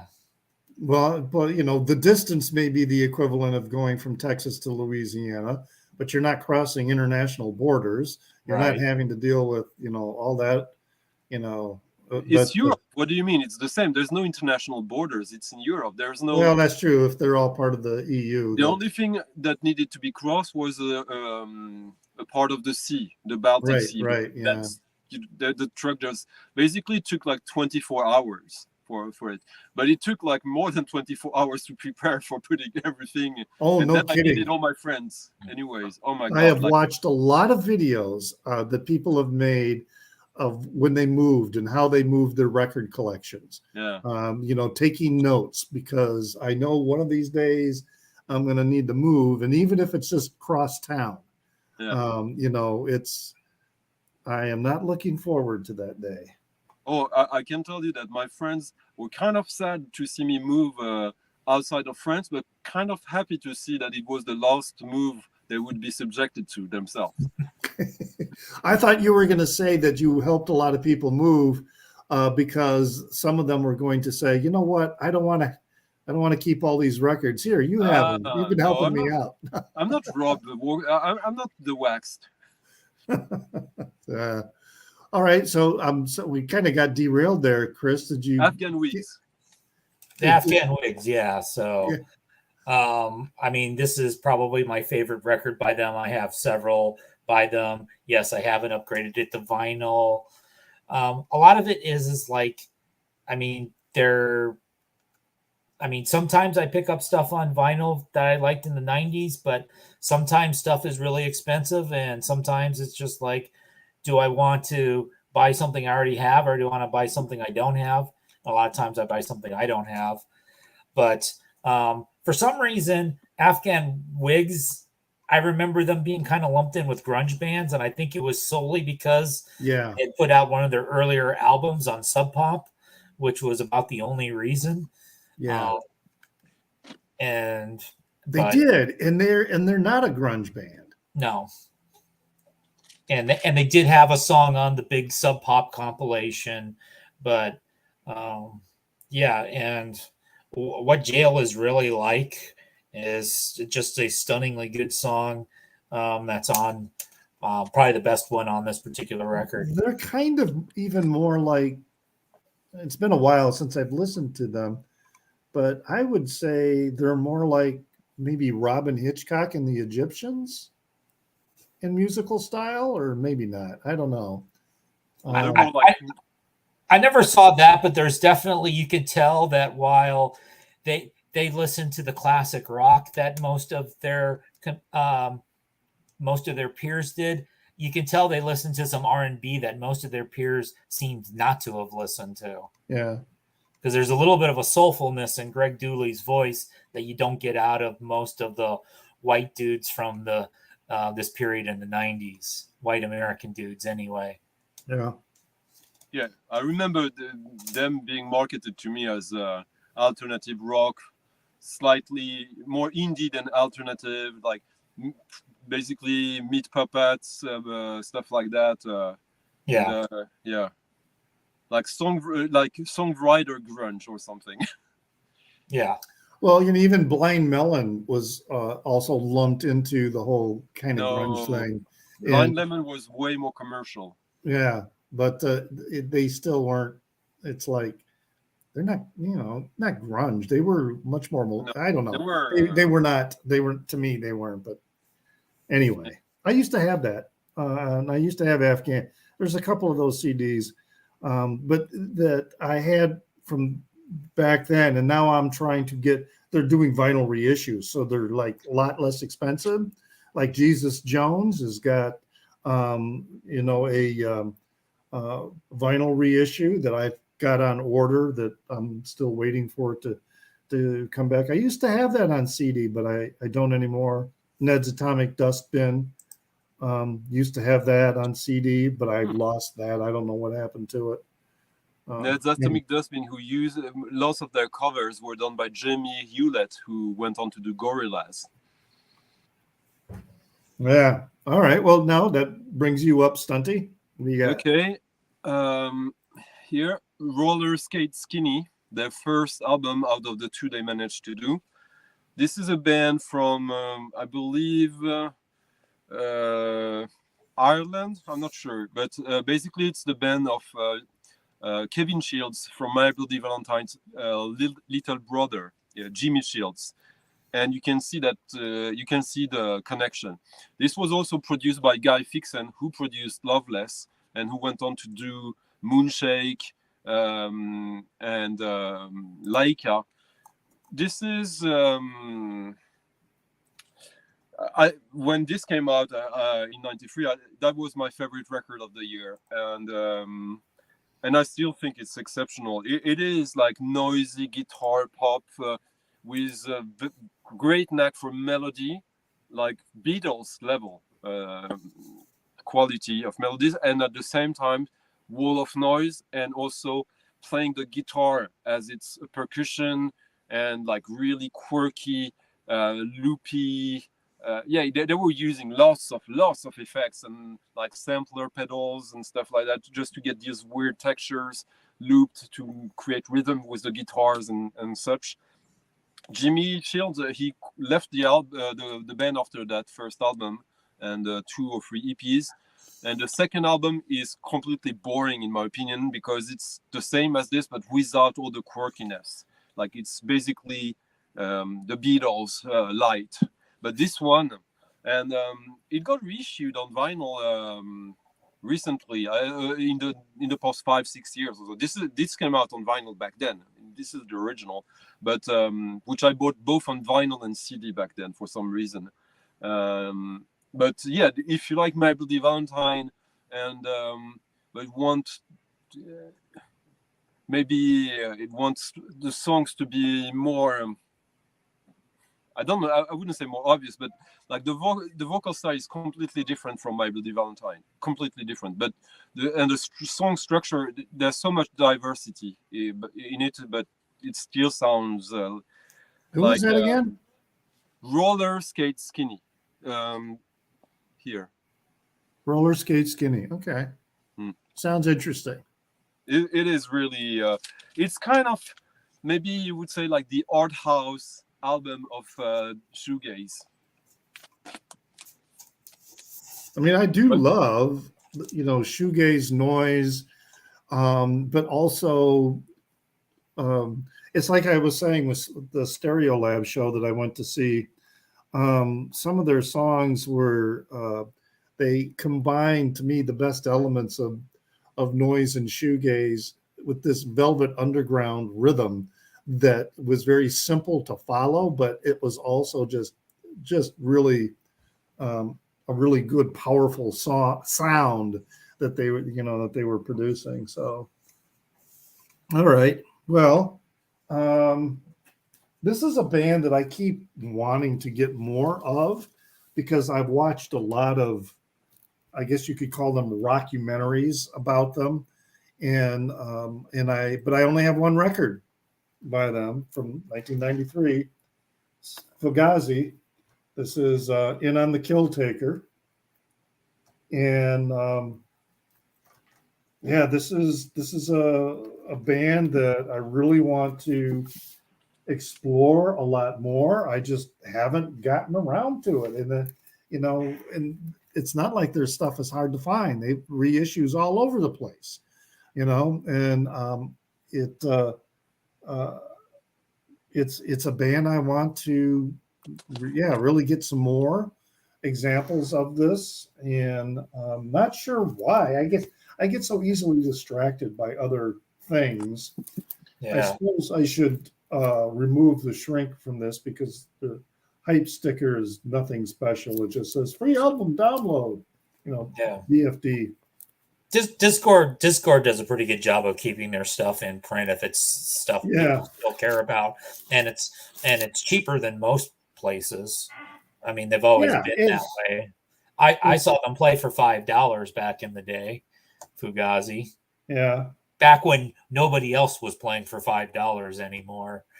So, well, yeah, some of the videos that I've watched, of their shows, in these really, really small clubs, and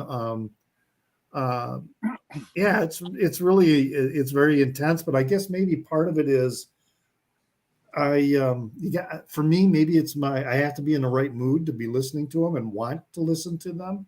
I don't know. I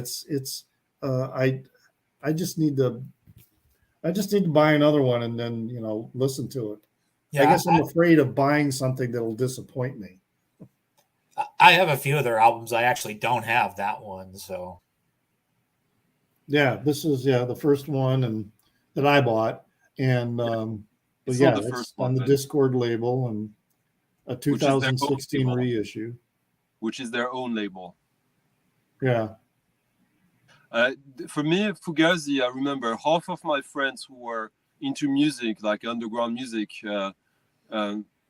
that was one of their favorite band. It's a band I should like, but I wouldn't go as far as to say I hate it.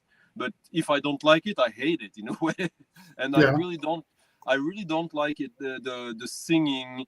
For me, there's something quite stubborn about Fugazi's music that I really don't enjoy. Even though the last album, the one they did in the mid 2000s, that one I got and I really like. The very last studio album they did. But until then, and I guess I liked it because in my mind, Jan Mackie started to allow himself to sing a little bit, because like these early Fugazi records, the vocal technique is like all the song he sings the same way, and it's more like shouting than singing. And that might be part of the reason why there isn't a lot of vocal diversity with it, but nonetheless, there's something about the band that really, it connects with me in some way. I'm just not exactly sure what it is. They kind of wanted to be the Crass of American punk rock, or post-hardcore or whatever, because they had the same ethos of like records are supposed to be in print. We control the output, the price, etc. So it's a band I can't dislike. I mean, I admire, like I respect it always, even back then, but I couldn't get into the music. Yeah. And you, Chris?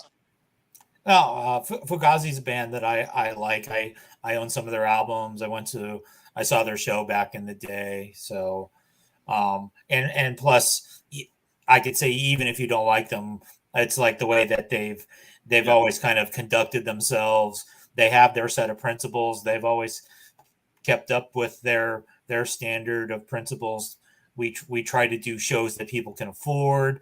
We try to put out albums that people can afford. We live up to our own personal set of ethics.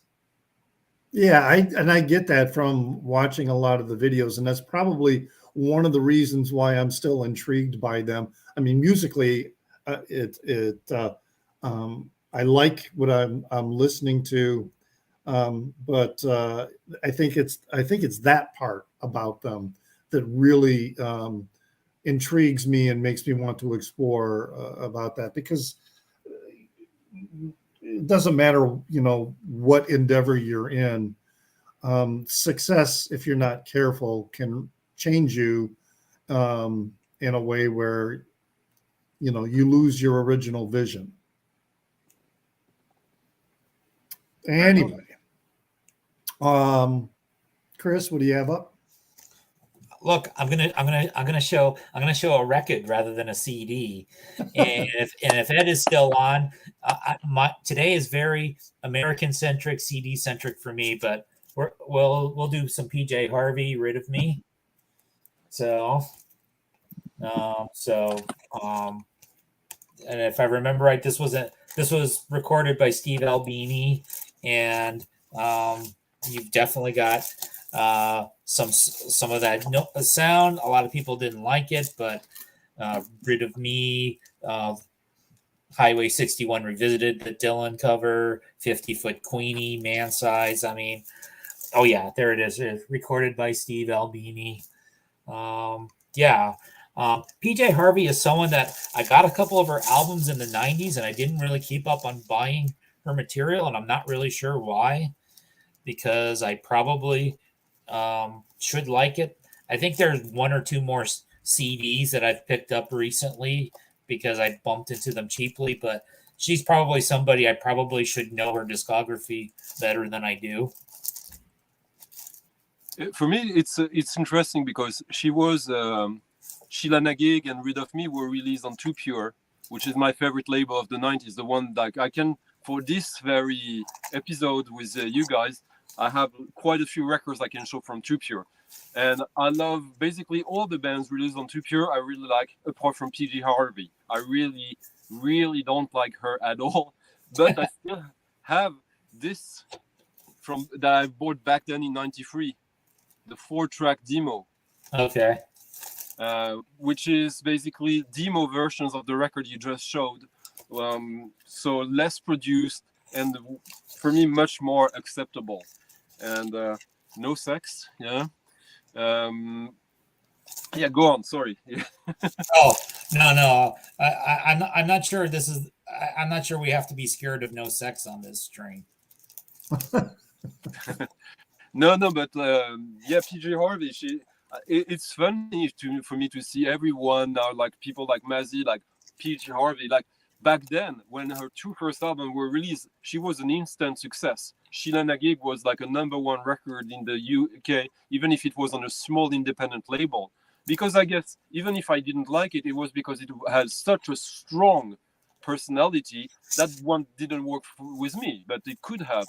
But still, that was like she was ignored by the mainstream for a long time. She was like, of course, they would talk about her because there was like news, but I think it wasn't until like she did the stuff with Nick Cave that like people more into like Mojo, Rolling Stones, and stuff like, oh, this is great, and yeah, it for me it's still a bit of bittersweet because it's she's like a good example of how a lot of people were like putting like a curtain over a huge part of what was happening in the 90s until something makes it acceptable. But like it's kind of bittersweet for me. She's a good example of like these kind of artists that is in one world and in the other one, and that shows what actually the where the line is in a way. PJ Harvey never clicked with me, so I have no opinion. So it just didn't happen. Well, what do you have, Stunty? I have a record by a band who started also on Too Pure, and we talked about them. Oh yeah. So which one is this? All right. This is Transient Random Noise Bursts with Announcements. Okay. Which is technically their, I think it's technically their first or second album, because I think the first album is a compilation. It's mostly a compilation of tracks, because Stereolab had their own label, Duophonic, which this is on, not these reissues from a few years ago. And these records were fully independent, but I could find them back then.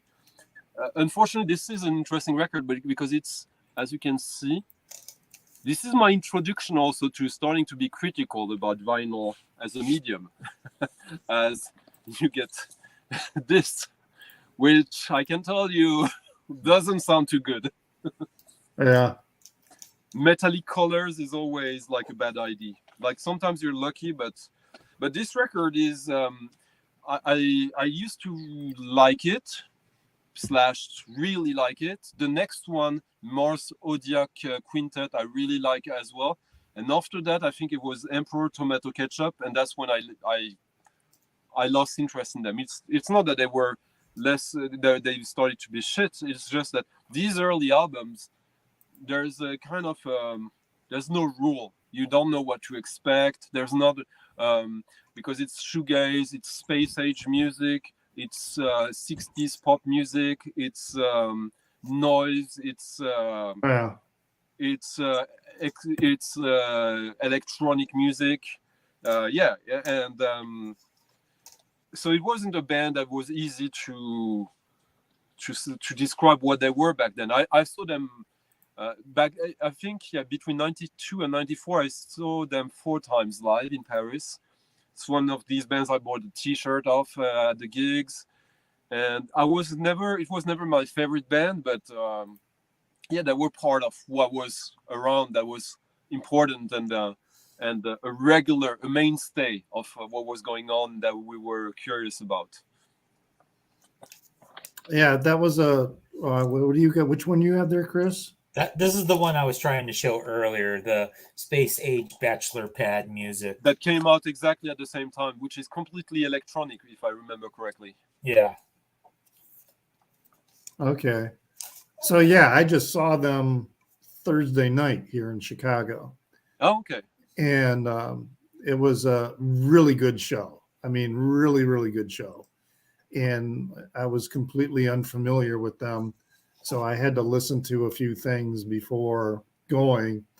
And the one record I think yeah, the one you showed, Stunty, is listed as their number 3 release. The one that Chris showed is listed as their number 2 release. But yeah, they're both 1993. So But the I want to first get one, Super Electric, which is their EP yeah, from 1991. the first proper album is Peng, but Peng is kind of a compilation. The one Yeah. that Chris showed back when it was released as a mini album, which it's more an EP than an album. There's like how many songs are there on this? Like 5 or 6? Which one? Mine has 8 songs on it. 8 songs, okay. But I remember I bought it as a CD when it was released, the one that Chris has, and it was marketed as a mini album, and it was also marketed as like kind of an experiment rather than like a fully. I like it, and I wish I had it on vinyl. Actually, it's on my want list. It was originally 6 songs because this is a modern reissue, okay. and there's like a remix of a song and a live version of a song. So I'm not completely crazy. No, you're not. You have so many records. It's amazing that you remember any of these details. I'd love to get that one though, that because they played a song off of Super Electric, the song Super Electric from that EP, and it was a cool show. The opening act I talked about at the start of the stream too was very cool. I don't know if you've ever heard of them. Stunty, Fievel is Glauc. Is it a song or a band? That's the band. I don't know, no. So very interesting. And I bought a CD from them, at that show too. Fievel is Glauc, which translates to Fievel is creepy.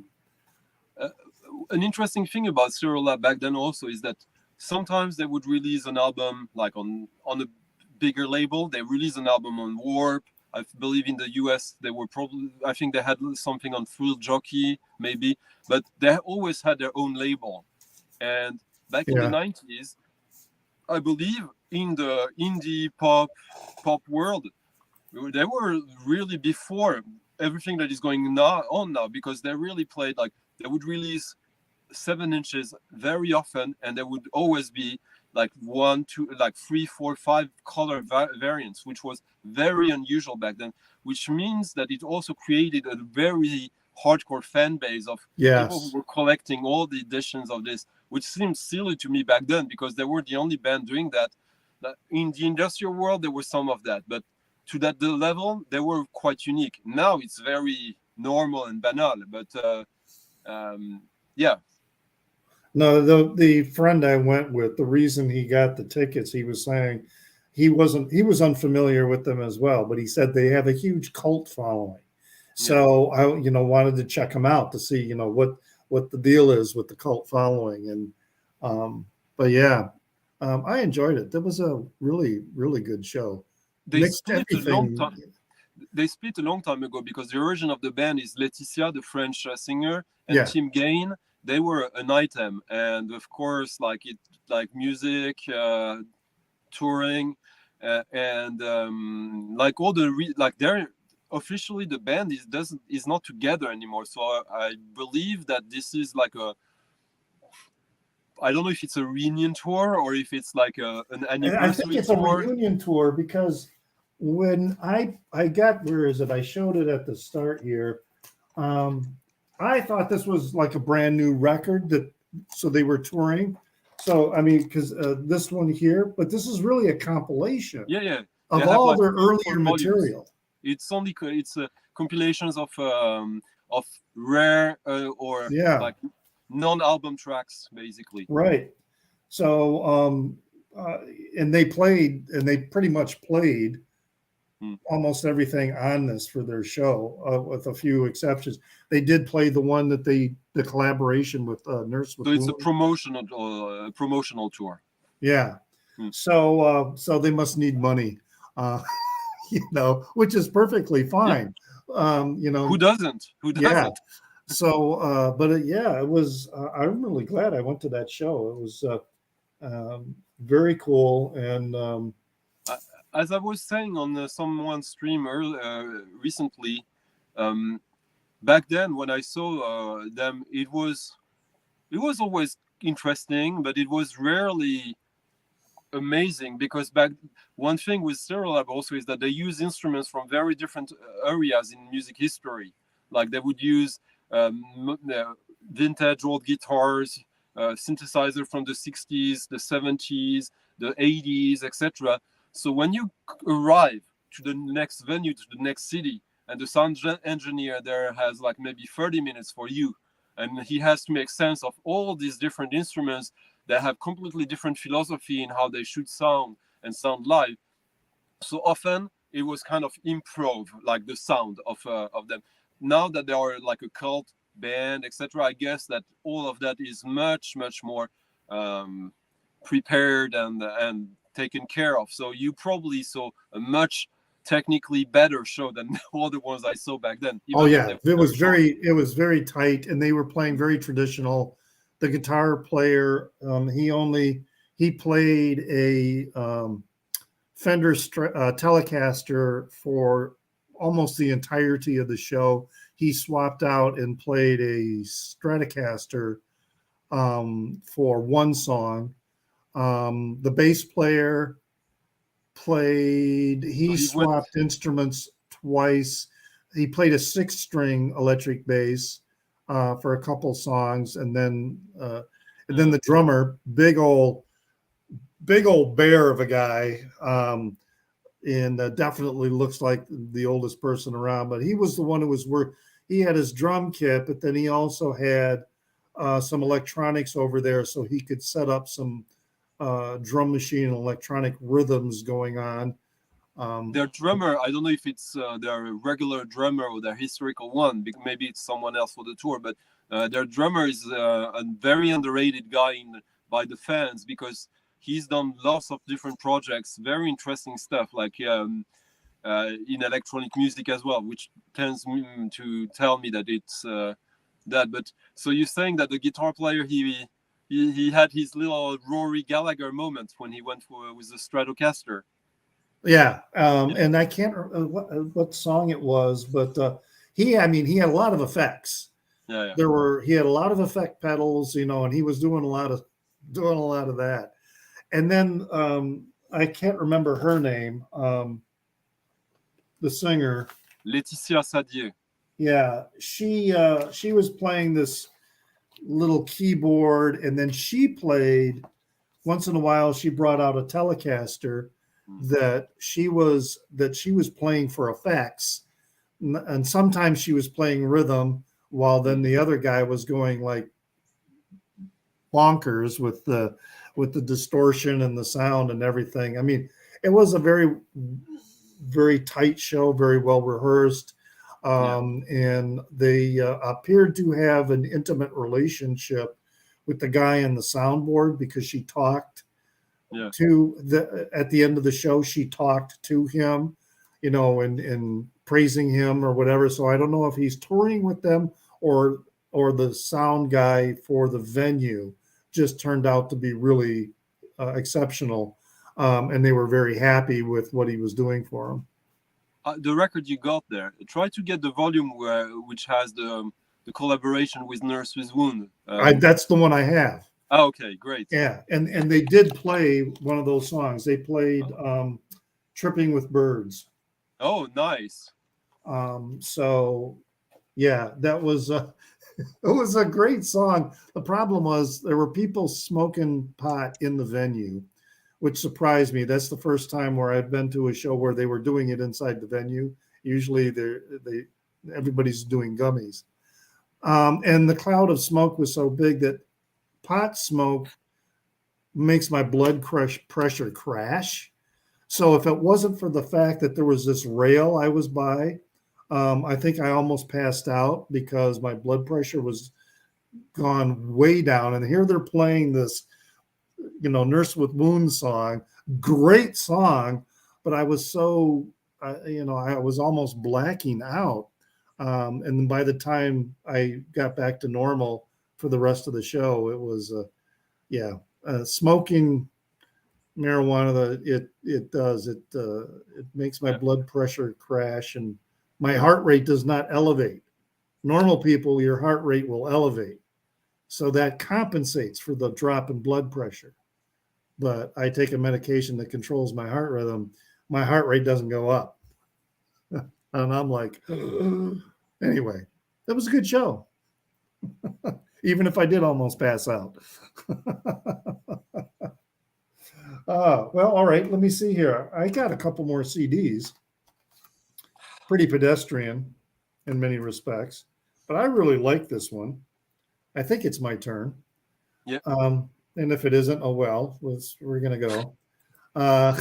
It's your show. Yeah, Big Head Todd and the Monsters. I have that one. Sister Sweetly. Nothing really fantastic about this, but I really like it. I did see them a few years back. They played the House of Blues here in Chicago, and they pretty much did this, their tour pretty much focused on this particular release. I just really like, and I tell you what, have you ever seen Big Head Todd and the Monsters live? I tell you what, I think I did. Todd, the guitar player and the singer, Yeah. he is big. He has got to be like 6'10". I mean, he was huge up there on that stage. But I really like their music. They're very melodic, very very stoner in some ways, kind of music, but I do like. I always thought of them as like the quintessential Boulder, Colorado band. I spent after I left Yellowstone, I spent most of the rest of the 90s in Colorado, especially when I went to graduate school. And Big Head Todd were a very big band in Colorado. They're from Boulder. I don't think they were as big nationally, but they would play like Red Rocks and stuff. So they're from Boulder, aren't they? They are from Boulder. Yeah. Yeah. Yeah. I didn't have the sense that they were like huge nationally, and I'm guessing they probably, I don't even know if they were known in Europe at all, but they were huge in Colorado. Yeah, definitely. I mean, the House of Blues in Chicago is not a real big venue. So, I mean, yeah, it's if it holds more than 1,000 people, I don't think it's much more than 1,000. So it's not that big of a venue, but it was a good show. I do enjoy them. So you got another one there, Chris? Yeah. So I was going to go ahead and show Belly Star with my used CD stickers still all over them. Mm-hmm. So this would be, this was like 4AD Sire. So this of course has, this was Tanya Donnelly after she left Throwing Muses, and after she left the Breeders. This is now her in charge of her own band. Songs like Slow Dog and Feed the Tree and Geppetto. She's got that very dreamy, ethereal voice. Is that the first album from Belly? Yes. Then they have some records before that. EP. They had some EPs because I have a vinyl album I got recently that was like a collection of like their EPs, but this was like their first full-length record. Yeah, I asked because I think I remember that she was doing Belly and the Breeders at the same time, both at the same time. She was on the Breeders' first album because it was a side project because she was in Throwing Muses with her stepsister, and Kim was of course in the Pixies. Yeah. And then when they both left their bands, the Breeders album, the big one with Cannonball on it, was that a 93 album? Breeders? Yes. Cannonball is 94, I think. No. I'm gonna show it's what I'm showing you next. It's 93. It is 93. Okay. We'll segue in. I'm sorry for the spoiler, but yeah. So was Britt Walford playing drums on that? On this, I'd have to look up. No. Who plays drums? No, this is so Tanya Donnelly guitar vocals, then Thomas Gorman, the other guitar player, Chris Gorman's the drummer, a guy named Fred A. Bong was the bass player, but I think he left after this. And then I know a couple years after this, Belly broke up, and then Tanya Donnelly got married to a guy named Dean Fisher, who was the bass player in Juliana Hatfield 3. And so he left Juliana Hatfield 3 and went with Tanya and her solo band. It's the whole Boston area alternative scene. Lots of intermingling between the bands. Incestuous. Yeah. So show us some breeders. All right. Yeah. What So, do you? This has turned 93 into an expensive album. This particular Breeders record. Yeah. Well, in '93, I remember there was. So I was the first album of the Breeders.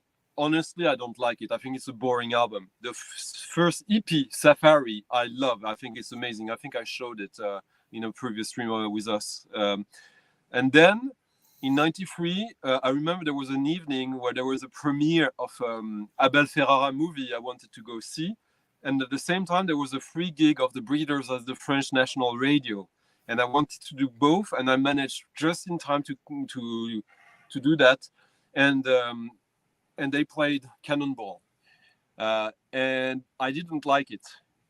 But since then, I heard the recording of it, and they didn't play it good. It wasn't. I mean, it's such a hit song. It's difficult for me to fathom that they butchered it. But like the people didn't react that well to it. But it was a big event. Like people hearing for the first time that song.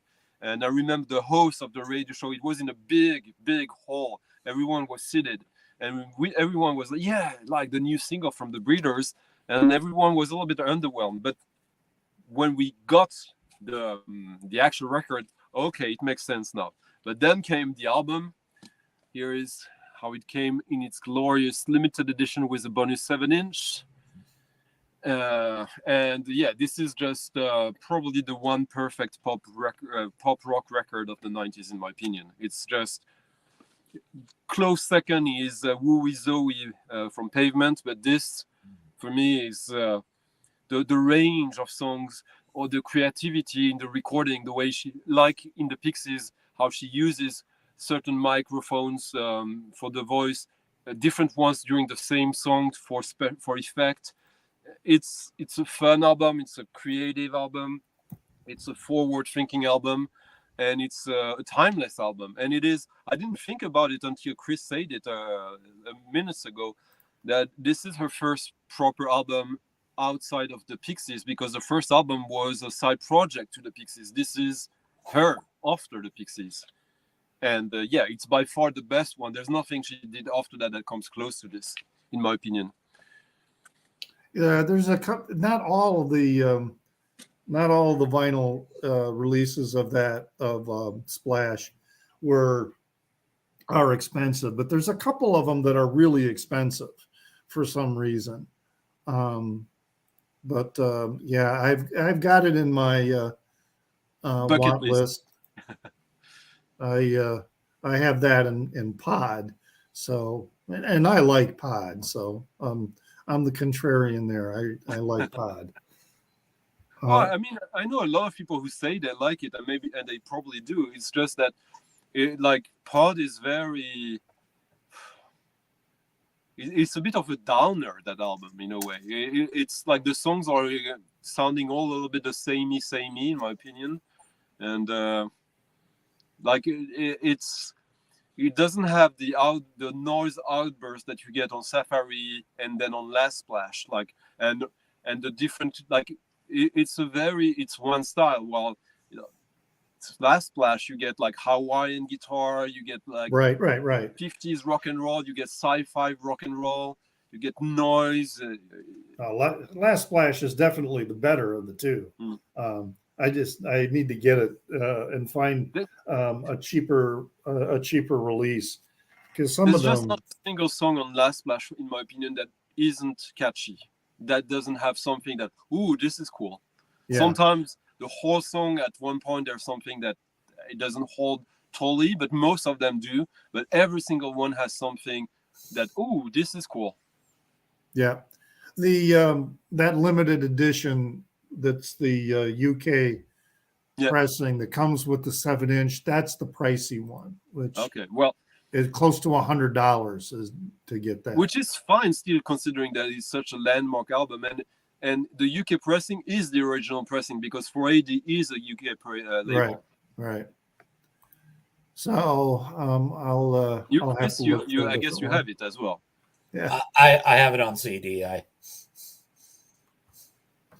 But didn't have even you pick seen it up them? on CD. I What's don't know that? why not. But anyway, Have you seen them live? no. No. Okay. No, there were the 90s for some reason. I was seeing a lot of shows in the 70s and 80s, but I was not seeing a lot of shows in the 90s and the early 2000s. It wasn't until, like 2010, I started going to more shows. And one of those bands that I missed, and I really wished I didn't miss the show when they came twice to Chicago, and I didn't go both times, and I'm so pissed that I didn't do that. And that's this band, Midnight Oil. So this is Earth and Sun and Moon. This was released in 1993. Another, to me, very solid album. I mean, there was nothing truly, groundbreaking or remarkable about it in some respects, but I've always liked Midnight Oil. Their debut album, I have Head Damage, but it was kind of a weak start. But then everything else after that, I really, really like the music. And yeah, 2 Chances. They played in Chicago in venues that are like really close to me, small venues, and I didn't go. One of them they sold out, and then I found out later that if you just showed up, they had tickets at the box, for sale that were available, even though it said the show was sold out, when you checked online. And that would have been a great show to see because that's when they played the entire album, 10, 9, 8, 7, 6, 5, 4, 3, 2, 1, which is a great album. But anyway, that's my last one too for the music that I have from 1993. I had 3 more CDs, and I think I need to go fairly soon. Should I just show them all 3 of them? Yeah, go ahead and just show them. We've been on now for a little more than 2 hours, so we can wrap things up. All right, so I don't come on, feel the Lemonheads. Not as good as It's a Shame About a Ray that I showed last time. This is kind of the start of kind of the wheels coming off for Evan Dando. I mean, this guy did so many drugs. It's a miracle he's still around. I had a big Fish phase at one point in my life, which is now pretty much over. I hardly listen to him anymore. This is probably my favorite studio album by them.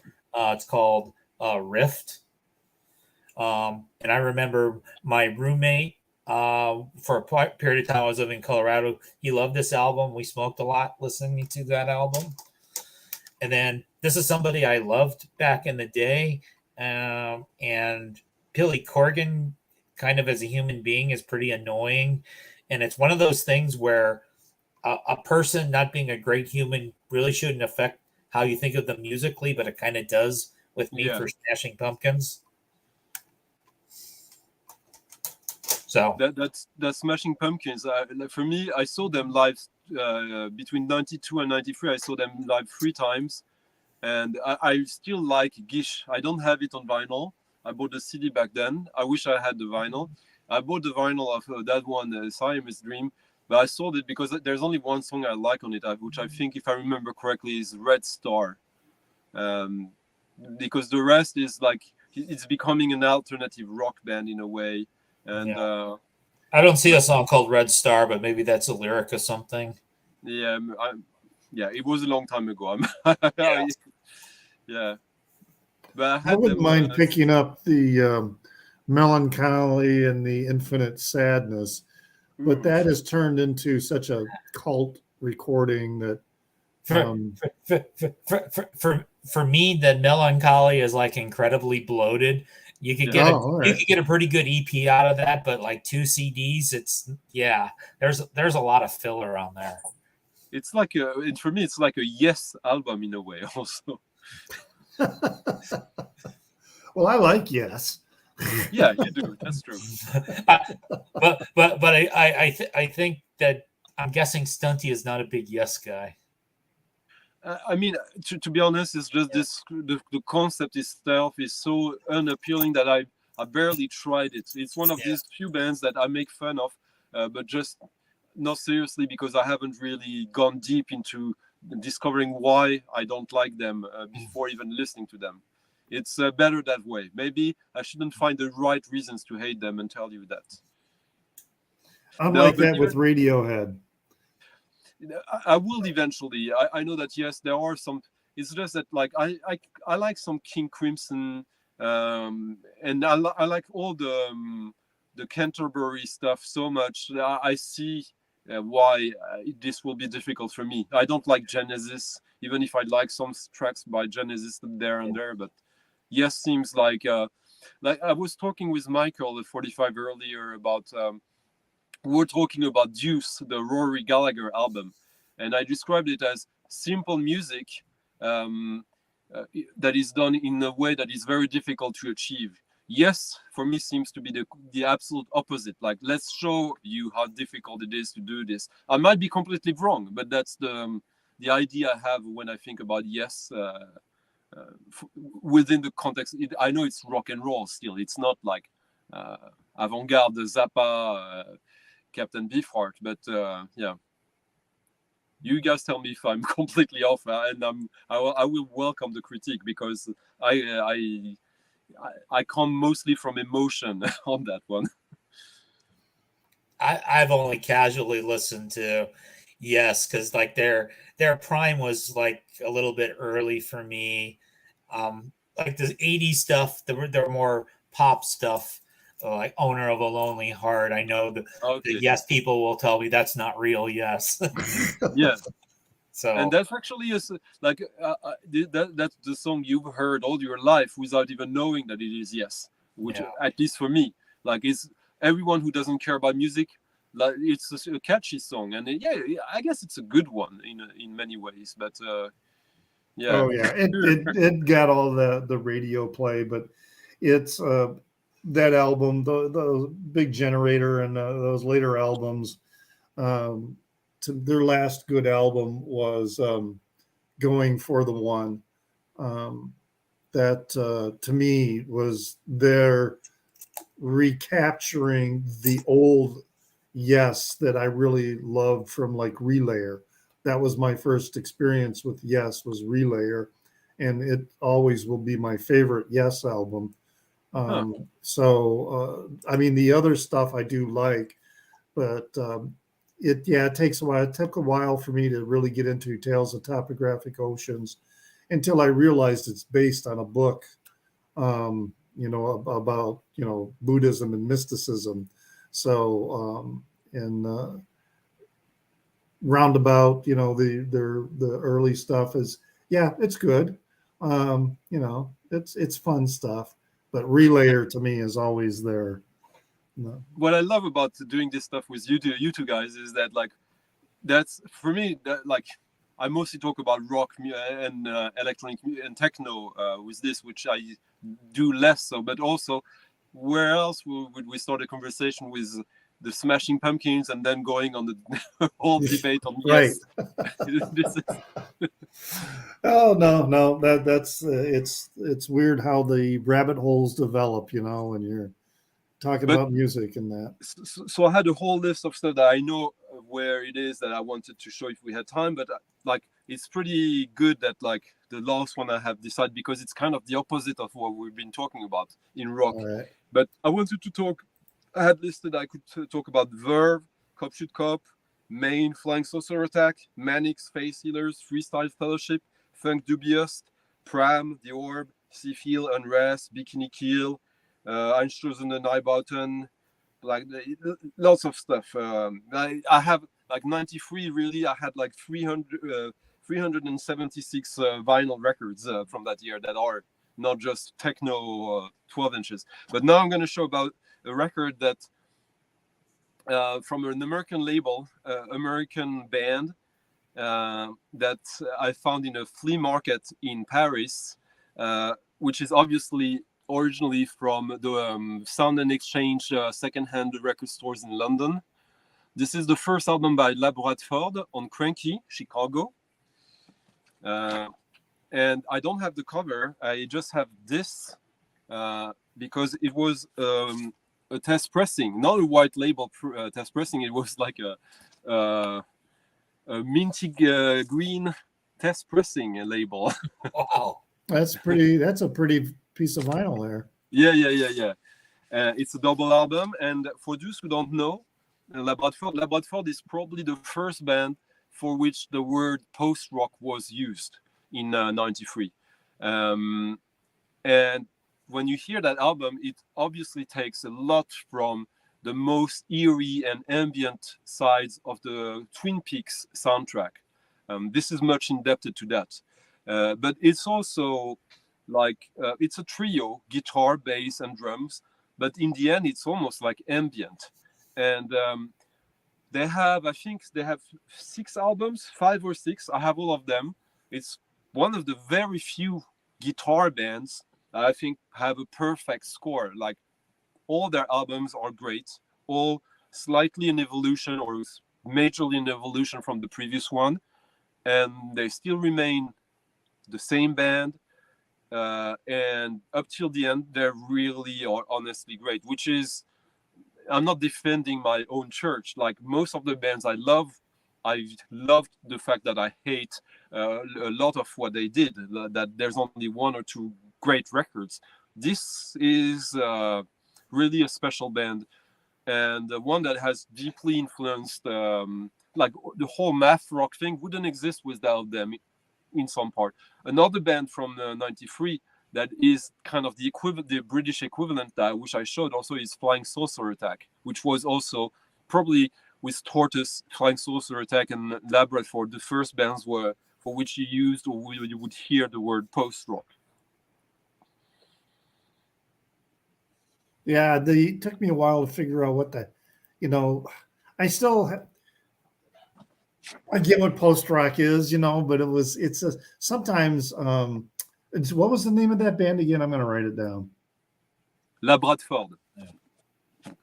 Yeah, hold it up so La Bradford. Yeah. Okay. Because a lot of times these terms like post-rock, post-hardcore, they don't really start getting used till years later. Like I've heard Fugazi being talked about as like one of the first post-hardcore bands. It's like when we went to the Fugazi show in 90 whatever, we weren't going to a post-hardcore show. We were going to Fugazi. The thing with this band and Flying Saucer Attack, but especially with La Bradford, when these records arrived in the record stores, in the rough trade record shop, I remember the music was so different that they really needed a new name or like something specific to show. Yeah. And also like it's one of these rare instances when it happened, it made sense. It was not just a journalist thing. There was a need for that. Like, okay, of course, it's all a bit pretentious in the same way. Like, it's like, because this happens exactly when most of the indie aesthetics transfer into electronic music. Like, these guys stop doing rock music. So rock music is boring because now it's Oasis, etc. It's the washed out, the sanitized grunge stuff coming into the mainstream. So post-rock. So it's not really rock anymore. But it was actually and we haven't even gotten to pop punk yet. Yeah. Well, I kind of like the way, Michael from Poetry on Plastic described it one time on a stream that, individually terms like post-rock and, math rock and these other terms, they're fine if you want to describe individual pieces or things like that. But for categories of music, that to me, they don't work, because a band might have Well, we were talking about Stereolab. Stereolab, in many ways, combines a lot of different styles and techniques in Stereolab much of what they is do. So Stereolab you is can't 100%. pigeonhole an The style of entire. Stereolab is Stereolab, that's for sure. But Yeah, post rock in the early mid 90s, even between 93 and 98, I would say, that was okay. This is post rock. So much so that when math rock appeared, we knew it was something different. It was like, okay, these guys, they're not, because post rock was really about mood, atmosphere, texture, whereas math rock was about technique, like playing with the rock instrumentation during jazz or whatever. And which is why Tortoise was one of these bands that were kind of, they used the word post rock because it already existed, and math rock didn't exist as a word when they started to do what they did. But Tortoise is more of a math rock band. yeah. Yeah, I just use the terms, to describe certain elements of a particular band, because to me, the really good bands aren't beholden to a single style. They incorporate a lot of things and bring them together in ways, and maybe that's that's just how I you could view. say post rock kind of takes goes back to the roots of blues and jazz in terms of sounds, but completely forget about the rock and roll way, like the fact that it became like the structures of like bop, rock and roll, soul, funk, modern jazz, and all that, and it's just attached to the sound aesthetics of the pure tones and soundscapes that were new with these music back in the 30s, 40s. And during that, in this context, with the rock instrumentation, guitar, bass, drum, but there's no rock and roll anymore in that. It's just you have this distant, like, Ry Cooder doing the soundtrack of Paris, Texas, this kind of Americana, but so washed out that it's not even like there's almost zero connection with rock and roll. The whole macho element of that as well, the performative aspect of it. It's like it's the music. It's closer to Brian Eno in reality than it is to to Iggy Pop, of course. Yes, well, they'll always be, the people who write about music will always be finding ways to describe what they're writing about. Because you So, need to, like, yeah, it's worse, people who critique that, I think, are missing the point that, like, at one point, if that's your job, if this is what you're doing, if you are using words to describe something that is so abstract as radio frequencies, which is what music is, then of course it's going to become, you're going to create more abstraction. So you're just trying to find words and use words that leaves the least amount of room for interpretation, so that even if it's something new, sometimes it's silly because, like, okay, shoegaze, it doesn't say anything about the actual how the music is sounding. no, it talks about them looking at their pedals. Yeah, which might tell you something about it if you think, but it's a complete abstraction. Post Right, rock right, tells you something about the music, I think. Yeah. right. Yeah. All right. Well, there we go. 1993, the year in music, Who knew? which means the next the next episode will be 1994. I have no idea what I'm going to have from 1994. I was pretty thin for 1993. It's going to be maybe even thinner for me for 1994, but I never know until I start going through my collection. Yeah. Sometimes So, I surprise myself going, wow, I have a lot more than I thought I did. is there a certain point you're going to stop with years? Um, I don't know, because when we get to the 2000s, my 2000 right now, I can fit everything. Well, now I need more than one cubicle. It's expanding because I am, although there's been a lot of reissues of old music. There's two areas that I'm really exploring a lot more now, and that's music from Africa, with the reissues that are coming out. And this is mostly music from the 70s in many respects. But Tuareg music now and Saharan blues and that's all very current. So I'm getting a lot of that. But the other area, is bands and music from the 2000s. I mean, Clutch. I just got a record by Clutch that I found really interesting. There's this band I was talking about at the beginning. Which one is it here? I mean, Richard, you recently got some Coil and Nurse with Wound records, and some of them are from the early 2000s. Right. Yeah, the Coil and Frightened Rabbit is this other band that has really interested me. So that, by the time we get to the 2000s, I'm going to be thinking I'm going to have a lot more, because that part of my collection is expanding. My part of my collection from the 70s, 60s, and 70s, it's stagnant. There's nothing I want to add to that.